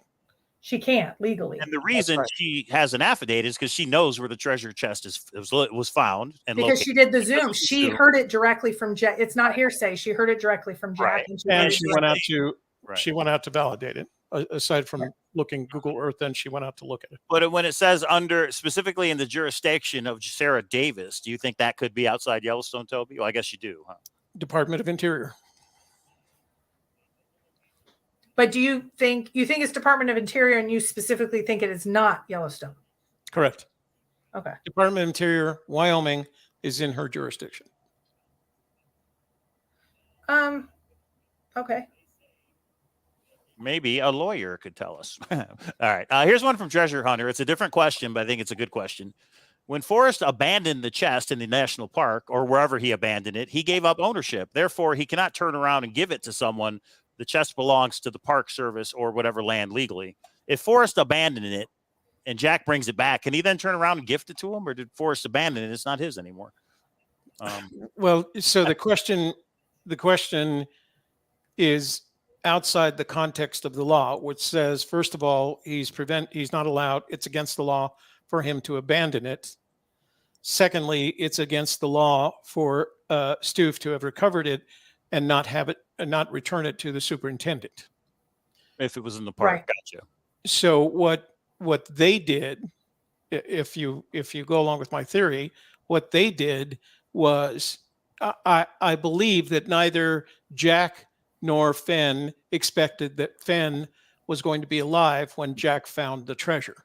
Mm-hmm. And so in order to ensure, and for tax purposes, to ensure that he actually owned the treasure while Fenn was still alive and that Fenn couldn't say, never mind, I want my treasure back. He took it to Fenn and asked him to gift it back to him. And I'm sure there is a legal document that was signed on that day gifting the treasure from Fenn to Jack. Now, there was no legal document that said Jack had to give it back to him. That was out of the courtesy. Here's your bracelet. Here's your treasure. Thanks. It would be great if you gave it back to me. Mm-hmm. And then sign a legal document indicating that it had done that. That is out of the scope of the law. That has nothing to do with the law. They felt like they had the freedom, both of them, to do that. Here's a good question from Copper Dan. He says, if it was not in Yellowstone National Park, wouldn't it be in the government's best interest to let searchers know that, hey, it was not located in Yellowstone National Park? I would say that the government has behaved in a way that indicates or implies that they don't care for this thing at all, period, whether it was in the park or not. They didn't like Fenn. They were never happy with him. And whether or not he caused, I noticed someone said last night, well, Fenn's treasure added more visitors to the national park. Well, that's not, the national park wasn't very happy about that. So I suppose that question in the context of whether or not how they feel about you, could they say, yeah, we feel good that it was in the national park? They don't like this treasure. Right. Damage has been done. And if you think about it, damage has not only been, well, I don't want to say damage. The implication is there have been searchers in 4 treasure states. And they probably have to assume that there was this kind of activity, whether or not it was in Yellowstone National Park. I went back and I looked at our survey, the last year that we did a survey in 2020. And it was New Mexico, Wyoming, Montana, Colorado, and Yellowstone was in 5th place. But the searchers were everywhere, and they were in other parks. And they were breaking the laws everywhere. And to think that we searchers did anything, if you've ever been in Yellowstone National Park during it being open, there were lines most of the people in West Yellowstone didn't even know who Forrest was. We did not make an impact, maybe in New Mexico, but we did not make an impact on Yellowstone. Was like, didn't have enough visitors, but now that the Forrest Fenn hunt was going, they did. That's just I agree with you, Toby. I don't think that is at all and the people that were brought in were Dave Christensen and the gravedigger and the backhoe person and So we were in Yellowstone for several days, and we weren't necessarily, we were doing videos, we were taking pictures, but we were also using the opportunity to visit some of these well-known sites, and over the period of 2 specific days, on 3 different occasions, I watched someone step off the path, and within not even 30 seconds, there was a ranger yelling at them to get off. And then that ranger walked up and gave them a quiet little speech about what they had done and how much trouble they could get in. Well, but let's go back to before the solve was done. You were a real proponent of Occam's razor. Now, so believing that, do you still believe in the potential of the auction site? I'm not sure which auction site are you talking about. The one that you were famous for on like 60 Minutes or what? The website that says they found it, but they want to auction the location off. I went back to it, and it's still it's plausible without any evidence, right? Okay, I agree with you there. I would not attempt to defend it in a court of law, right? If you ask me, defend this, you read it and it sounds plausible, if not a little bit arrogant. The implication, and my favorite part is, and oh, by the way, if you go back to find the location, there's a little present for you. Yeah. Okay. Yeah. Well, I just think that when the affidavit comes from the chief ranger of Yellowstone, I would think Occam's razor it was probably found in Yellowstone. And I think maybe you're making a more conservative but she's a part of the Department of Interior, so it could be. Now, do you still think it could be found on private land? No, that would, I'm going to go back, Occam's razor, I'm going to go back to what Fenn said. What if there were no legal problems? It strikes me that he would invest, and he did, in attorneys explaining to him the dangers of putting it in the various landforms. It's obviously not on Native American land, because that would be, speaking of shit shows, that would be a shit show. Right, but do you know that the Supra did not come into effect until 2016, and then he revisited with an attorney in late 2016? Absolutely. But the laws, although the Supra was another level, and the Supra is another level of regulations covering it. Mm-hmm. And it could very well be that it was decided upon because of, who knows, you can say, we got to figure out how to control these Fenn treasure hunters, because they apply to all national parks. So when it started in 2010, I could see Forrest consulting an attorney, and the Supra wasn't there. And so he says, probably not. You're probably okay. And then in 2016, it's, you have some major liability. It's interesting to me that he revisited about 6 months to a year after the Supra came into effect. Since he already spent so much money with an attorney, why did he need to revisit? And is that a fact or is that conjecture? Oh no, Forrest said it in an interview. He said he visited with attorneys. He didn't say when he visited with attorneys. But if you go back to one of the interviews that I recorded, he said before he published the book and hid the treasure, he had conversations with attorneys to make sure that he wasn't going to break the law. Actually, that's what was interesting about it, is he never questioned whether or not he was going to break the law. He was more concerned about whether or not the finder was going to break the law. There's no legal issues in them finding it. Yeah. I hate to say it, but I don't think Forrest cared what the law was. I think he considered Yellowstone National Park his from when he was a kid, and he was going to do what he wanted to do. He's the maverick. I don't think he cared about the law. I mean, I hate to say it, but I think he was going to do what he wanted to do anyway. He always said, I'm going to make it work no matter what. But in 2009, he was invaded by representatives of the FBI, BLM, and the Department of Interior. Cowlazars, somebody put it in the chat. Yeah. 3 marshals and an attorney from the Albuquerque office. Mm-hmm. That scared the shit out of it. Mm-hmm. You don't think he went the other way and said, F you, I'm going to do what I want? When you're visited by these guys and they're pulling stuff out of your house to document it and then telling you, don't worry, we're going to return it. And I've been reading on it. It's even worse. The other guys, they said, we're going to put out that you have a drinking problem and we're going to this. And they committed suicide. Yeah, one of the guys, one of the 5 guys that was prosecuted did commit suicide over this. Yeah. So he was at very high risk in that particular one. Luckily, he had all the documentation, which again implies that he followed the rules when it came to this stuff, because he knew how much trouble he could get in, especially now when you refer to the antiquities, the Native American antiquities. Yeah, you are messing with fire there. Yeah.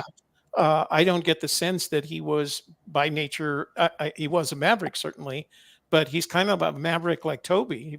He doesn't break the law. Yeah. You know? Covert One's got a Maybe. conspiracy Maybe. theory.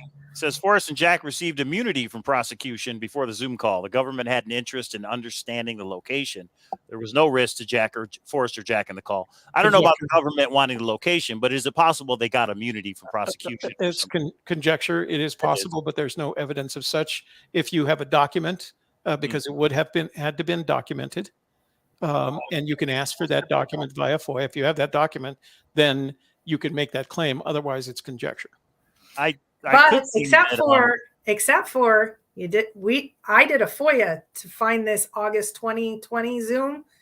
Magically, it's not there, but it is recognized as happening with Sarah, who specifically Yellowstone was a part of my FOIA and any officials that met with Forrest or Jack. So either it's under some sort of immunity or reason that the entire thing is redacted. I think it's interesting. It's not a part of a FOIA. So because one of the things that she would have learned at the academy, and I'm sure that as a peace officer she has to adhere to, she has to document fully that call. She has the ability to record it. She could have asked permission to record it. I think both Fenn and Scott would have said okay, unless their attorney said not to.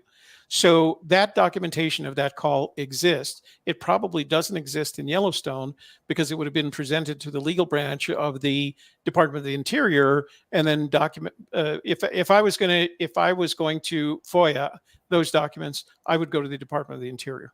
That's who I went to. That is who I went to, and they told me that the only interaction that they have documentation for is with Jack Stoof and the border control. I'm still waiting for the answer to it. That is the only documentation that he had any interaction with the Department of the Interior. Now that when you submit a FOIA, if it is the least bit obtuse in any way, they can reject it. Yeah. But now that we have this new information from this motion to intervene, I think a FOIA should be refiled, basically saying Sarah Davis stated in this affidavit it happened. So yeah, I think that the only thing that I haven't seen is a specific date, and you would have to start there. When you don't have a specific date, they can ignore it.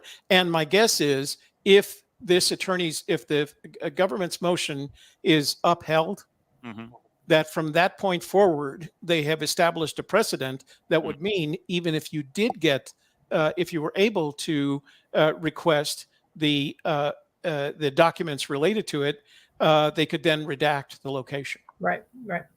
But at least it would clarify that it's there. So, yeah. Okay, go back to the PowerPoint. All right. Here we go.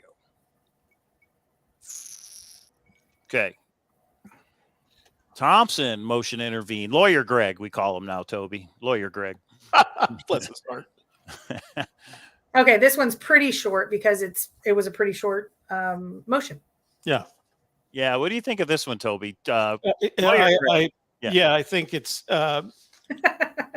Wait, let's go over it for the people who didn't see it yet. I'll read it real quick. Lawyer Greg is saying, hey, I paid for the thrill of the chase, which should include the 9 clues final location. Comparison to buying a lottery ticket and no numbers given. More damage could be done without the clues solution revealed. And has a recording from summer 2020 if the judge would like to listen related to parties in this matter. I don't know what that means, but what do you think of we are owed a solution because there was a contract in the thrill of the chase, and we all there is no contract. You buy a book, and the contract is with the seller of the book, guaranteeing that the publisher. The seller. So if I go to Barnes and Noble and I buy a book, and the page containing the poem is torn out, my gripe is with Barnes and Noble. Now, they may ask the publisher to support them, and the publisher could say, we didn't print that page, right? So that's the contract. The contract what it comes down to is, was the thrill of the chase a contest? Because there's plenty of books that have contests that have rules and regulations in the book, right? But the thrill of the chase did not, and that's the problem. Yeah. It did not have terms and conditions of a contest. I don't recall of any case in which the contract in terms of a book that provided a treasure hunt was upheld. And if it did, and let alone it doesn't even say that. So let's move on. Even though we appreciate you, Greg, let's keep moving on. The chase does not say you will be given the solution. I mean, it boils down to that. And nowhere does it state. Now you could try and what he should have done is listed videos where Forrest Fenn said he would give the solution early on. But the videos that I recorded, he would always say he's going to leave that up to the finder. And that could be okay. I do like his argument that more damage could be done without knowing the solution. In other words, if people are still looking or people still think it wasn't found, that kind of thing. But I don't know. Well, I again guarantee you that those rangers in Yellowstone National Park will ensure that anybody caught looking is going to be prosecuted to the full extent of the law. I agree. Estate response to the motion to intervene by lawyer Greg. The Fenn estate response is time barred. You only had 4 months, typically a year, so you're out of time, buddy. Number 2 does not meet the criteria for intervening. Number 3, property in question is not a part of the estate. And number 4, the book does not guarantee 9 clues and the location. That's pretty short and sweet. I think the judge is going to deny this one, right?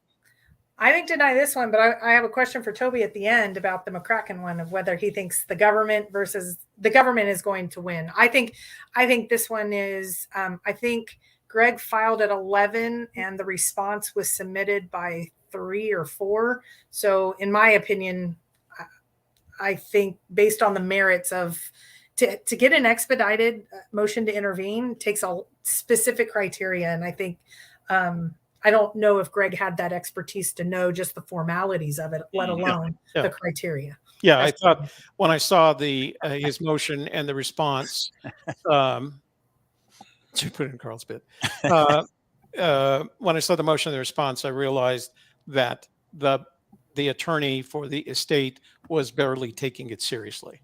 Like, let me just knock out some. Not like the government one; they really went into it. So okay, so the government one, it's the federal government, and you want to make sure.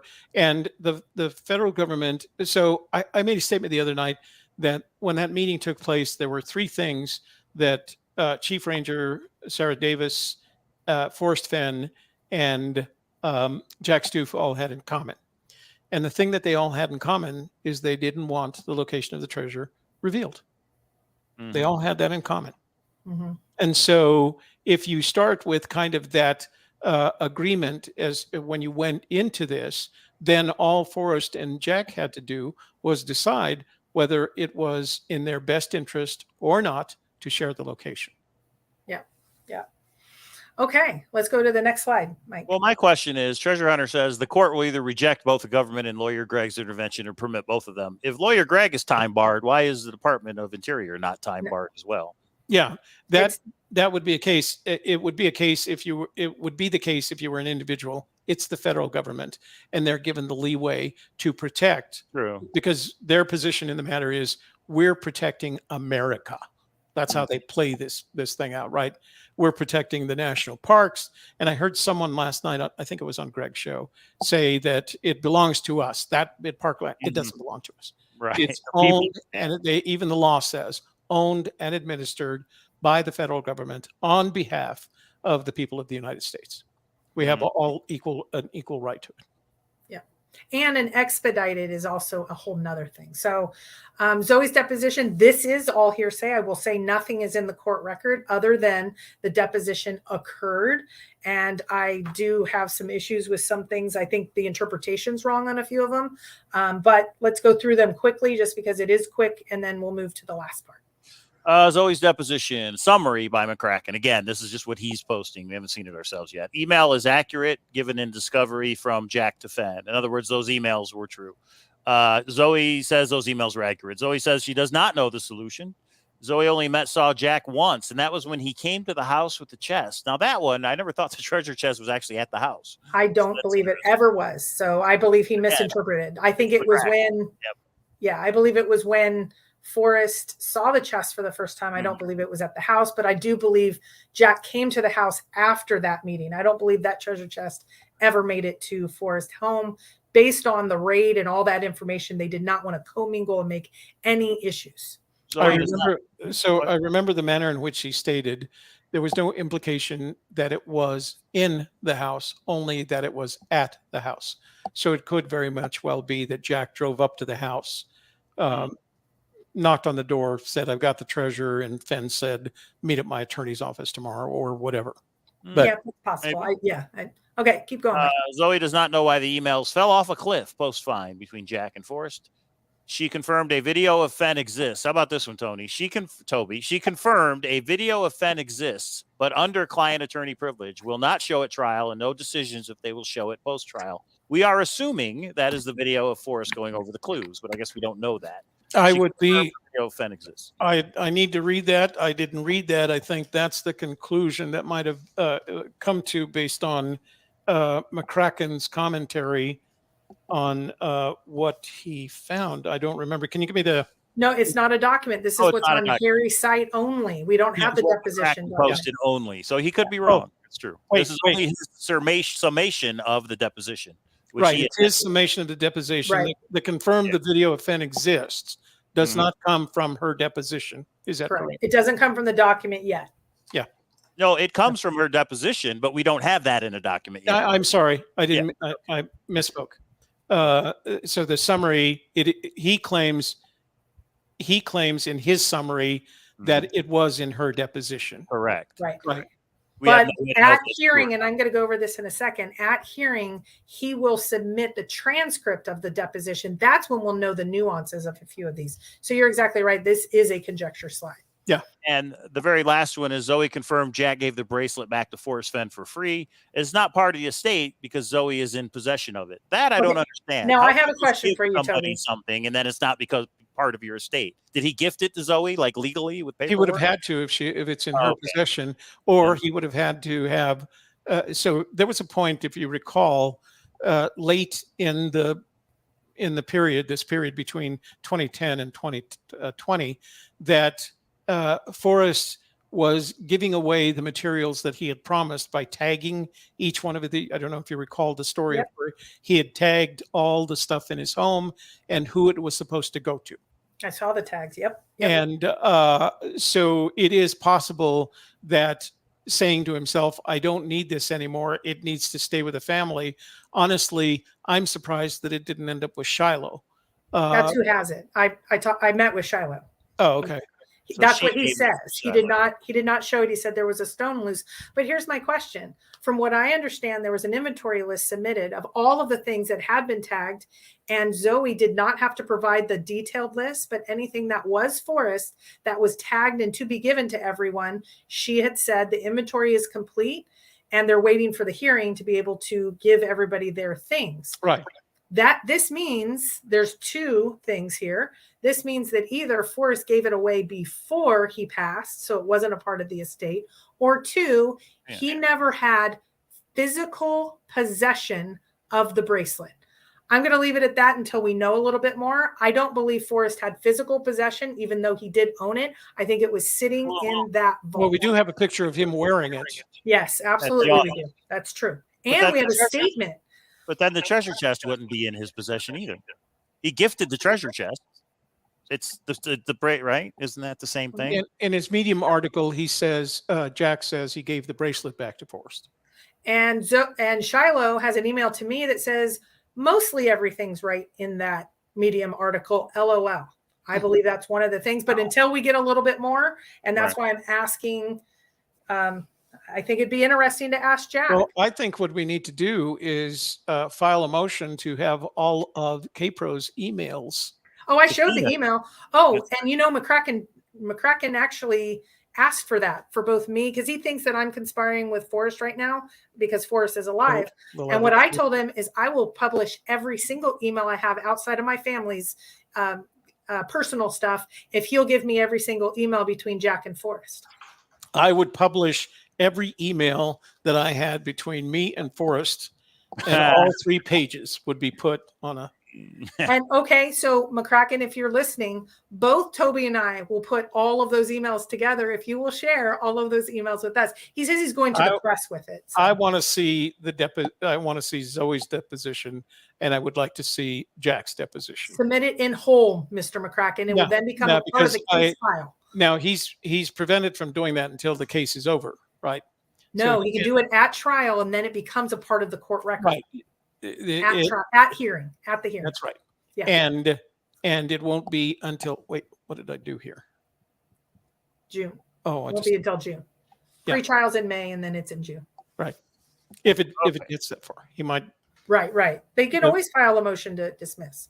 The- Okay. Bro, what's coming next? So we already talked about this, but the Wednesday the decision is coming out. Friday, Jack's deposition. The court will decide there's not going to need to be a hearing. The judge will decide on the Thompson's motion to intervene. Discovery closes right now on Friday. It has been pushed twice now, but it is discovery closes Friday. And what that means to everybody is this is the final time that everybody's getting new information, and they basically hunker down and start preparing for the hearing. Some people believe that they may not go to, they're going to settle out of court. Right now, they just waived the mediation conference that's required as a part of the process. I believe it's going to go to a hearing because they are so far. But he wants millions because Forrest is alive and stalking some woman, and they're saying no. And I don't think there's, I mean, usually in a probate case, you have a brother and sister arguing over the last $5,000. Let's mediate and get this done. This, it seems to me, is not something, unless there's a motion to dismiss. I don't see the Fenn estate settling for millions with McCracken. No, there's no need to. He doesn't have a case that would support them giving him millions. And if you look at anything they've filed in opposition to any motion he's filed, the opposing motions all indicate that we're not going to give you anything. You're not entitled to it. We're not going to give it to you. So if on Wednesday the judge denies the government motion and denies probably lawyer Greg's motion, that means McCracken can ask Jack at the deposition about the location and the 9 clues, but Jack can plead the 5th. Jack does not have to answer. Because of incrimination, that's one of the criteria. So here's the thing. I actually recommended in one of my shows recently that regardless of where it was, because nobody knows, right? Mm-hmm. We don't know where it was. Sarah Davis, right? Right. If it whether it was in the park or not, take the 5th, right? Because you can do that. You can imply incrimination. Incrimination or pleading the 5th is not an admission of guilt. Right. You don't have to be guilty or not guilty to plead the 5th.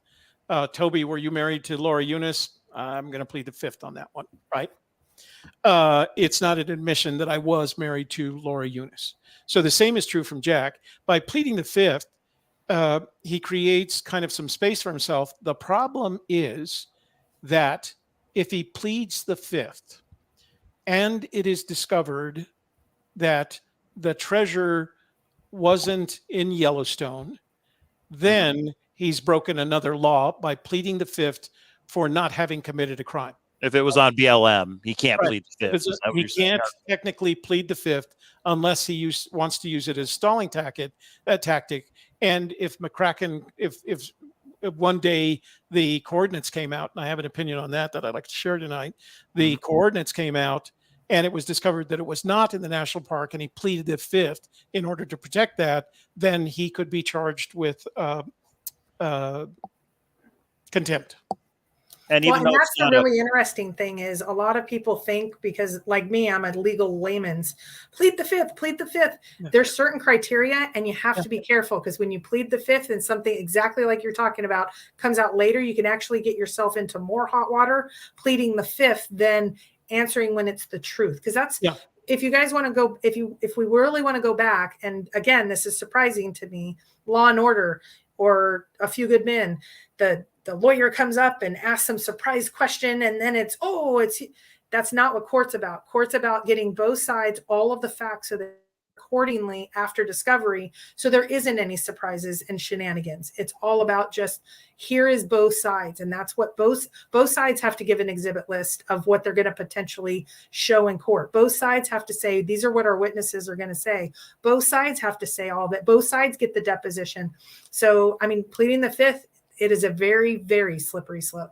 So a deposition is taken under oath and is admissible as evidence once the case starts.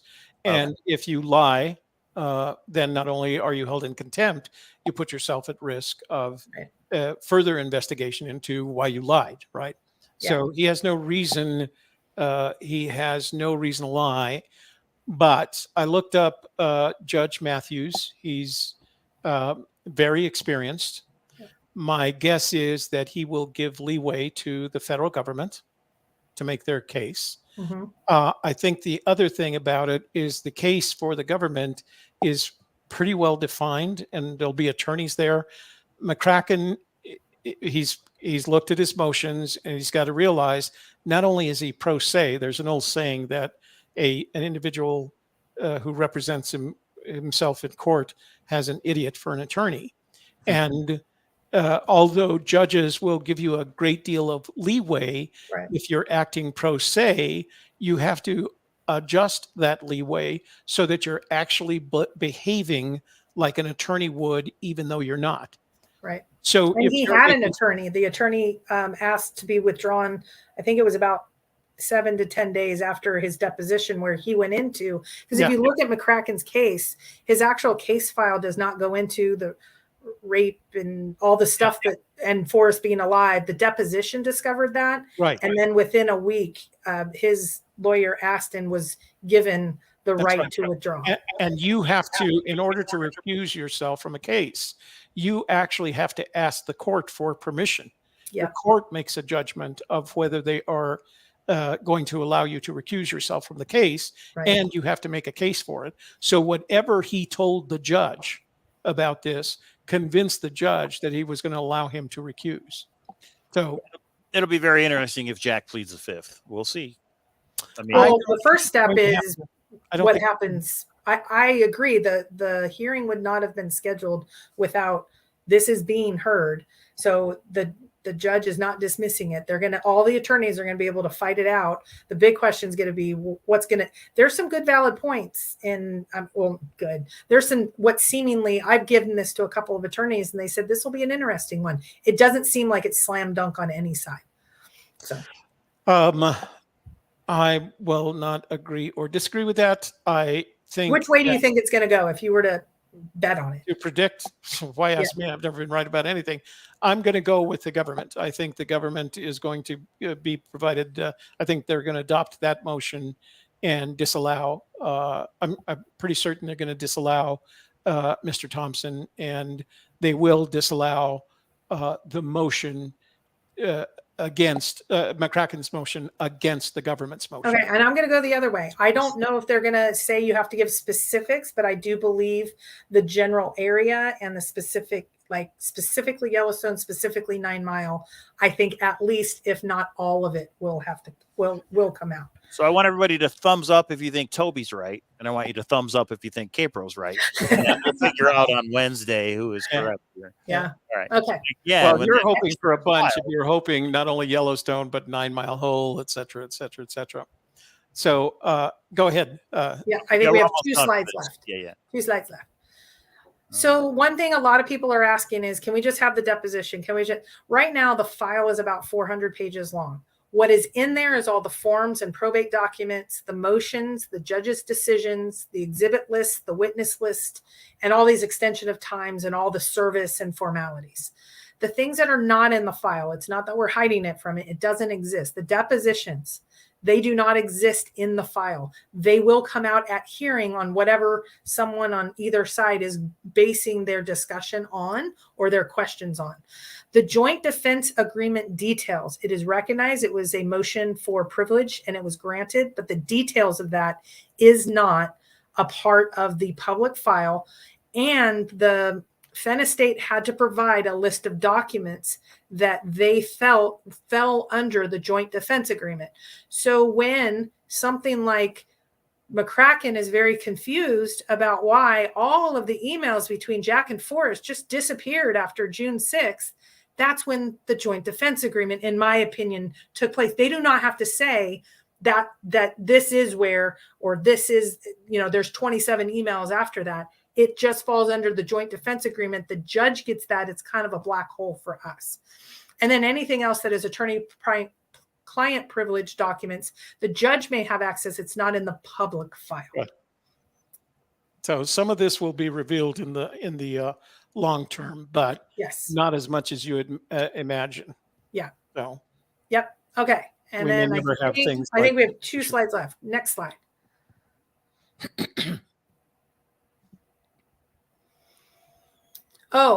This is what I wanted to talk about. So there is a we were talking about this earlier, Toby. There was the gentleman that dug up the part of the grave, and he's been given 6 months in federal prison and $270,000 in fines. I do find it interesting that if, and this is conjecture at this point, you believe that it was found in September of 2019, like many of us do, he was actually digging for it when the treasure chest had already been found by Jack, and then he was going to Puerto Rico. But not retrieved, I want to point out. Not retrieved yet. Okay. So I did want to, and this is a larger quote than Toby you gave about specifically Sarah, but some others had given specifically on this case and how they are going to protect their land in Yellowstone. So Mike, next slide. So hang on, that's conjecture based on your assumption that the treasure was found in 2019, not 2020. Correct. Okay. I think that will actually be under, that will not fall under the government's right to censor.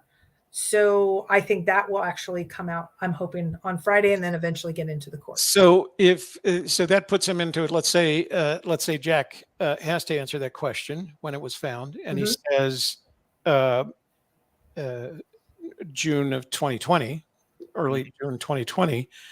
In order to have anyone either file against him or prosecute him, they have to have evidence that it wasn't.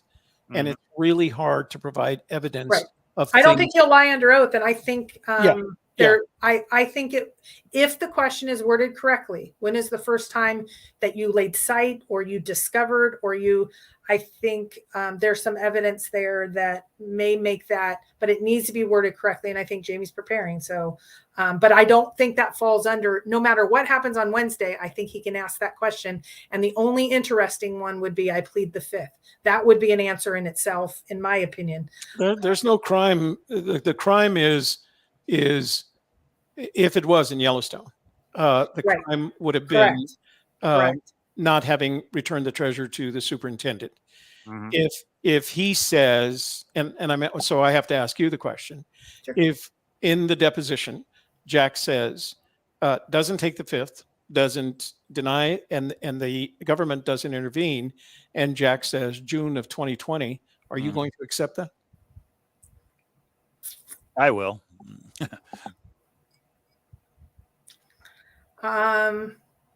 There'd need to be a lot of explaining. So I would say I don't find that possible. By whom? He doesn't have to explain anything. No, he doesn't have to. Not him. I would need to reconcile some evidence of my own. Okay. So before we go on, Zozo's got a good question. He says, how is it that I cannot get these documents if they are public already? May I ask, where do you go? You went to the courthouse, right, Toby? Yeah, I went to the courthouse and I had them printed out. It cost 35 cents a page. And anybody can do that. You can mail them, right? Do that. They are not on Pacer because it's not a federal case. Correct. New Mexico doesn't have Pacer. It does have a document. And if you're outside of, here's the funny thing. If you are outside of Santa Fe and you want it, how do I do it? I do the same thing of 35 cents per page, but I have to mail them a self-addressed stamped envelope for however much we think the page count is. And there's a whole process to it. Well, and then they ship it to me. So I get it maybe a day later. I don't have the,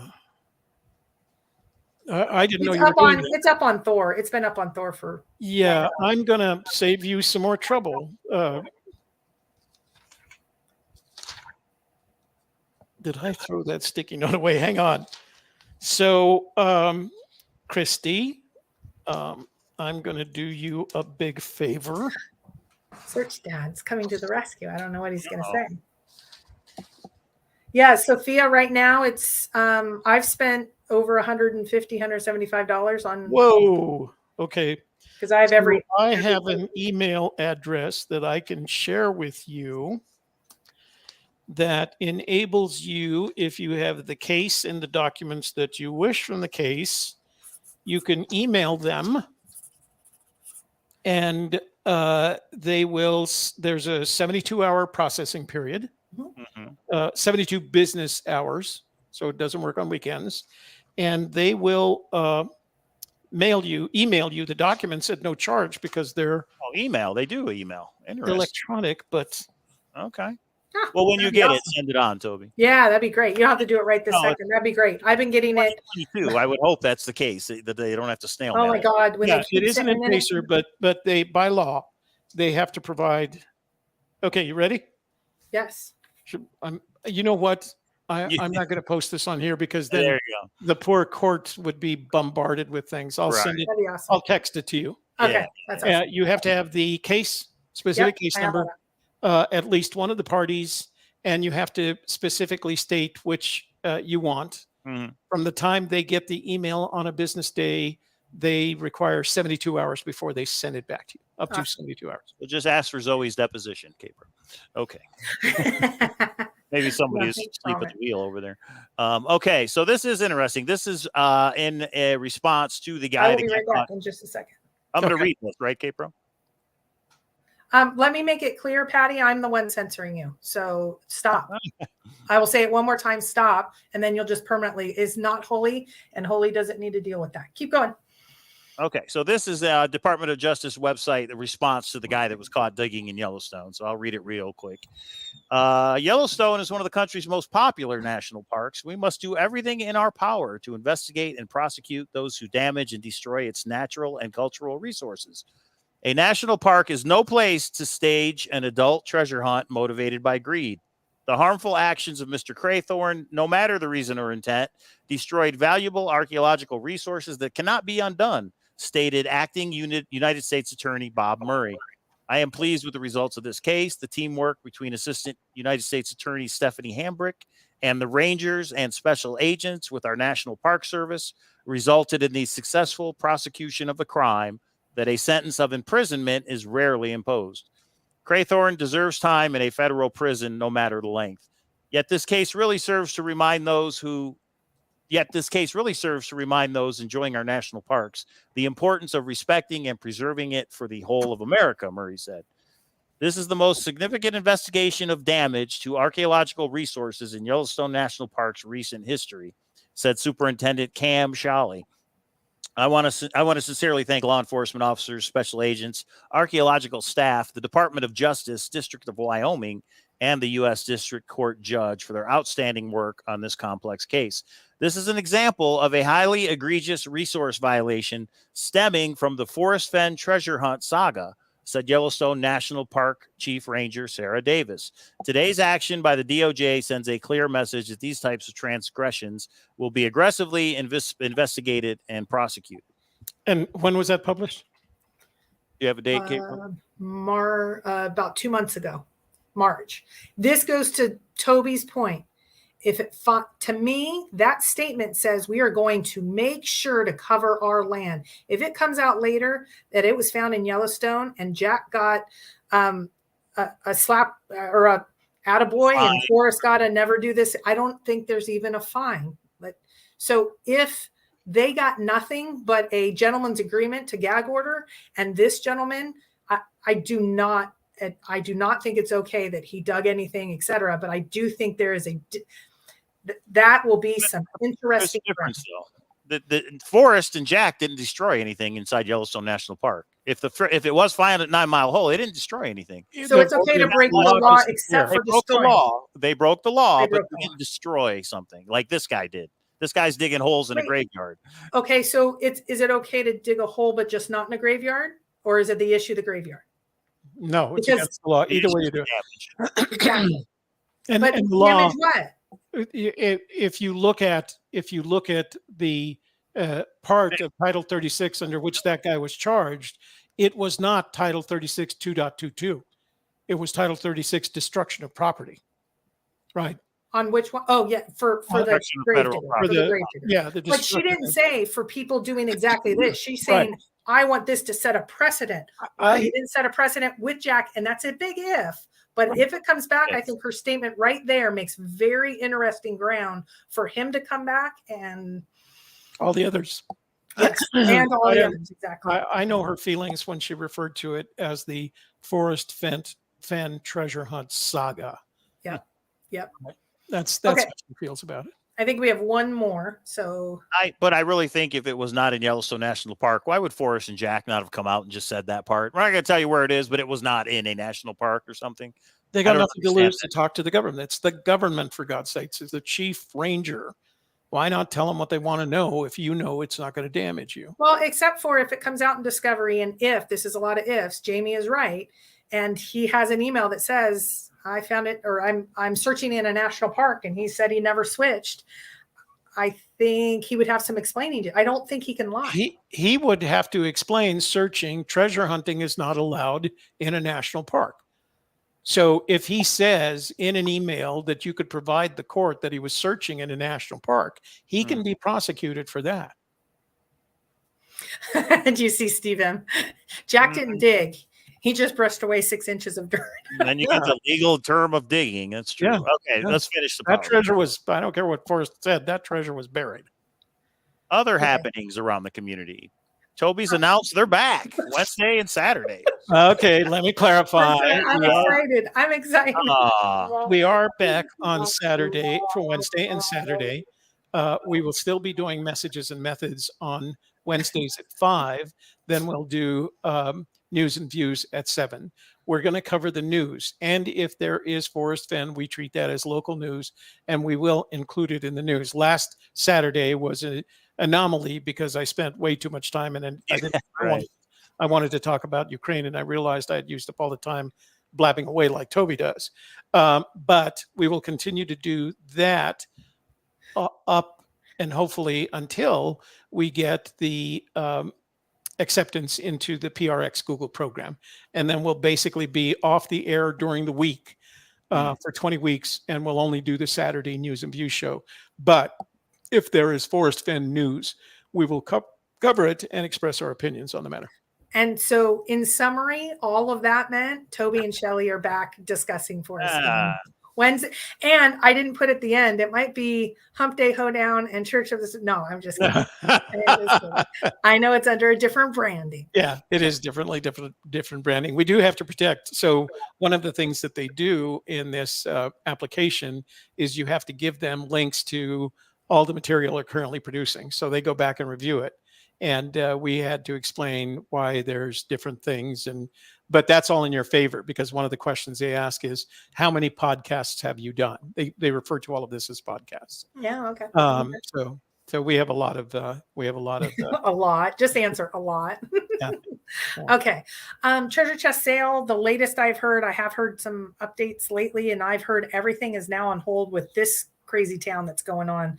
So I've heard lots of other details. So let's just wait because we have enough conjecture in this darn place. You know, the interesting thing about it is that no one in court has filed anything against Jack. Right. And you'd think that there'd be at least one person who would claim. And that may be because the precedent of previous cases, they said, nope, he has a document that says it was given to him after finding it. So, yeah. Okay. And then back to PowerPoint. And then press, documentaries, and media. There is going to be, I think, a pretty significant article coming out. I believe it's going to be next week that's going to cover all of this. So I think we're going to see an uptick again of all of this hoopla. But if you think about it, the court case has been kind of stagnant for 2 years, waiting for all of these cases. And now there's like a flurry of activity. And I think that the press is going to get interested in it. Documentaries. I think there's a movie. I think there's a couple documentaries that are still slow going, but in the works. So I think we're going to see some more when that happens. You'll be the first when I see something official, but yes, I've heard from some of them. I've discussed with some of them. I've given some information to some of them. So, you know, it's working its way. It's working its way through. One of the things that, and I'm going to wrap up with this, Cynthia put out a picture of a spot that looked pretty similar to the pictures that we now know are valid because of Carl's response to that one motion. And she found a log that was pretty similar, and the log completely didn't show any snow. Well, she's still up there. I think she's finishing up her trip today. And I said, can you give me any video of the actual snow there? Because it looks pretty clean. And she's like, you can't search here because it's just not clean. Okay. So, Sorry. here is the video, and more snow is coming Tuesday, Thursday, Friday, and Monday at Yellowstone. She's pretty disappointed, but she only went to 9 Mile Hole one day. But I wanted it's not a great video because I don't know why, but it's a little grainy, but it kind of gets the point to you. So this is at 9 Mile Hole on the other side. So go ahead. I would advise waiting till June to go to Yellowstone to look, but that's just me. You can. Okay, fellow Nook searchers. I am approximately 200 feet from the river back to Dry Creek. And to my amazement, look at that ground. what I'm seeing. Jeez. And this Trying to walk through is that. where I was hoping it would take me. That's it. Yeah, so you can see there is some open ground, but there's a lot of ground still under snow. If you're grid searching and you have and there's some areas that are even deeper. She said she was about halfway. She was kind of in her high shin, just under her knee at some points. So there you go. There you have it. So you can go, but I think Cynthia had a great shot, and I don't think it was even possible.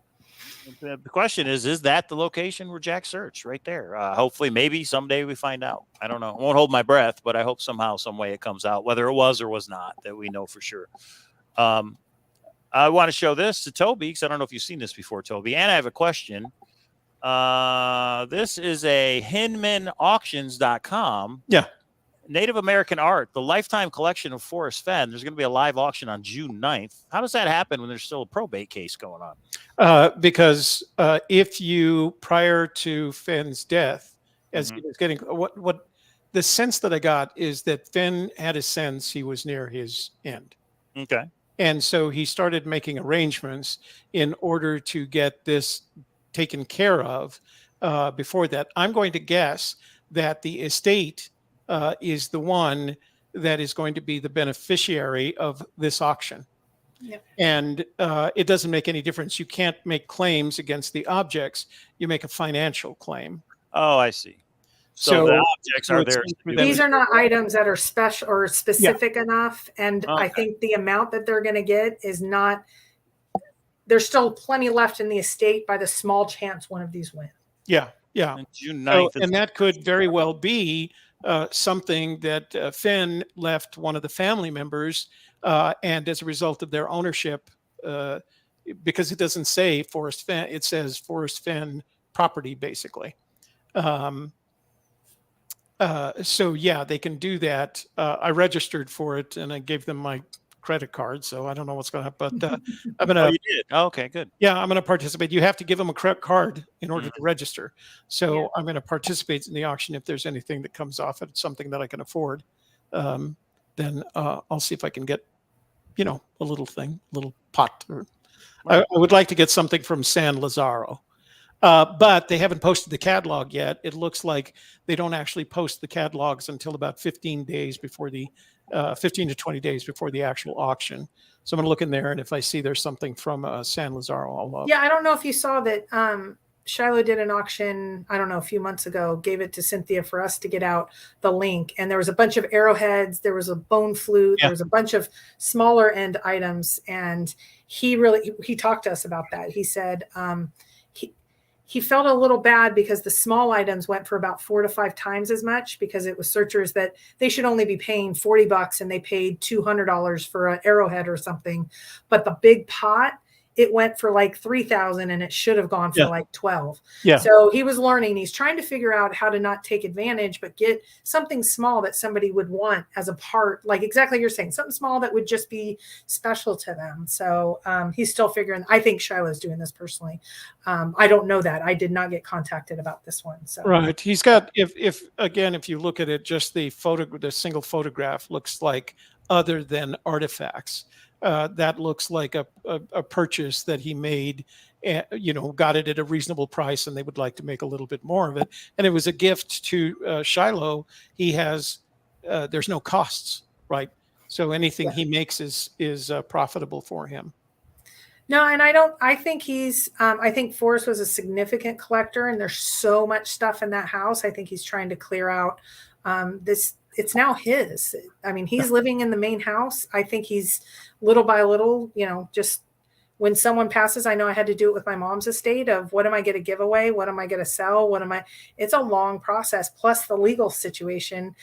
So I give him a lot of credit for what he's doing and thank him for the donations he made to us for the World Series of Fenn. So, yeah.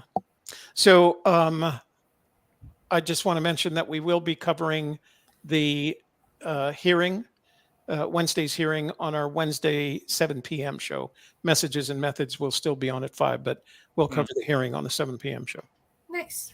Okay.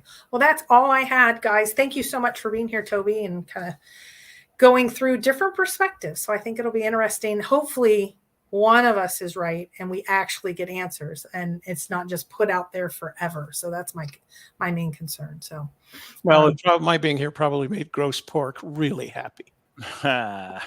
Cynthia calls him ass butt.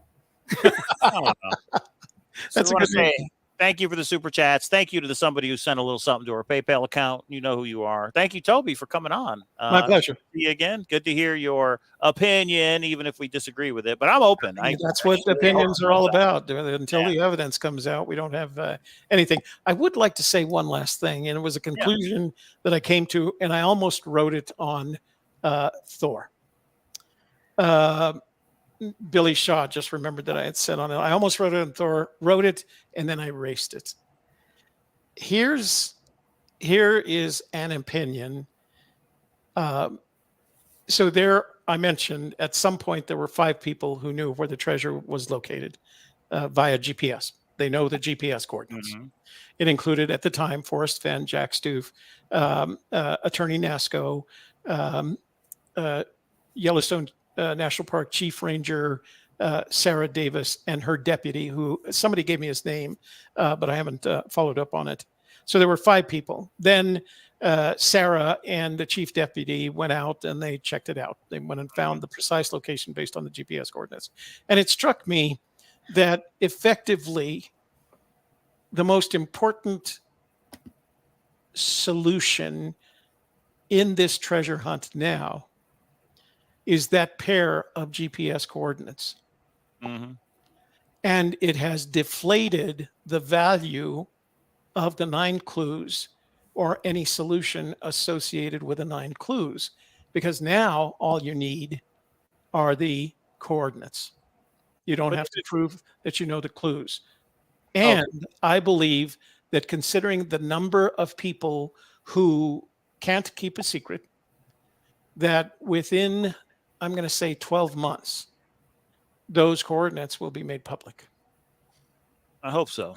My opinion. I hope it's made public in a verifiable way where we don't have to guess. Unless the Supra rains, we'll see. We'll see. It'll be interesting. This week will be a big one, so it'll be interesting to see. But for the community, they're still going to want the 9 clues. Even if we get the GPS, now it becomes, okay, how do we backward engineer what the 9 clues were? I got the GPS. I'm going to go make a recording. I'm going to go pull a Cynthia, head up there with some camera equipment and go like, oh, look, there's the hole or what it. And of course, none of that is there anymore after this length of time. There's not going to be any indication that there was a treasure there. So maybe.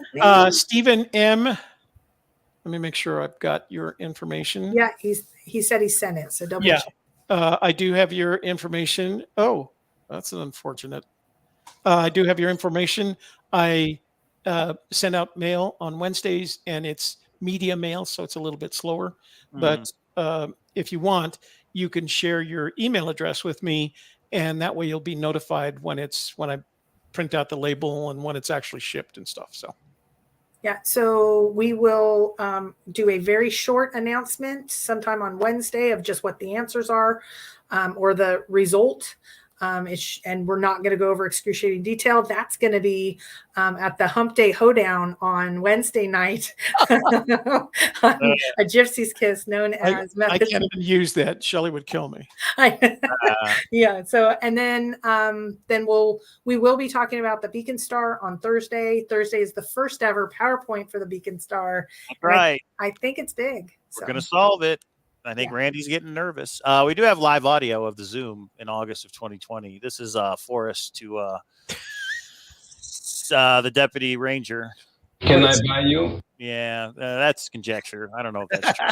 But, I'd like to know what went down in that Zoom. That's for sure. Maybe someday. Well, there is documentation. They are required to document that. They are officers of the peace, and they're required to document it. Yeah. All you have to do is find it. Thank you all for being here. You guys were great. And most of you were great. A couple of you were naughty, but most of you were great. Thank you. And say hello to Shelly. And we will see you on Wednesday. We look forward to it. Thanks, everybody. Thanks, guys. Thanks for the invitation. Remember what the buffalo say to his son. Bye, son. Bye, everybody.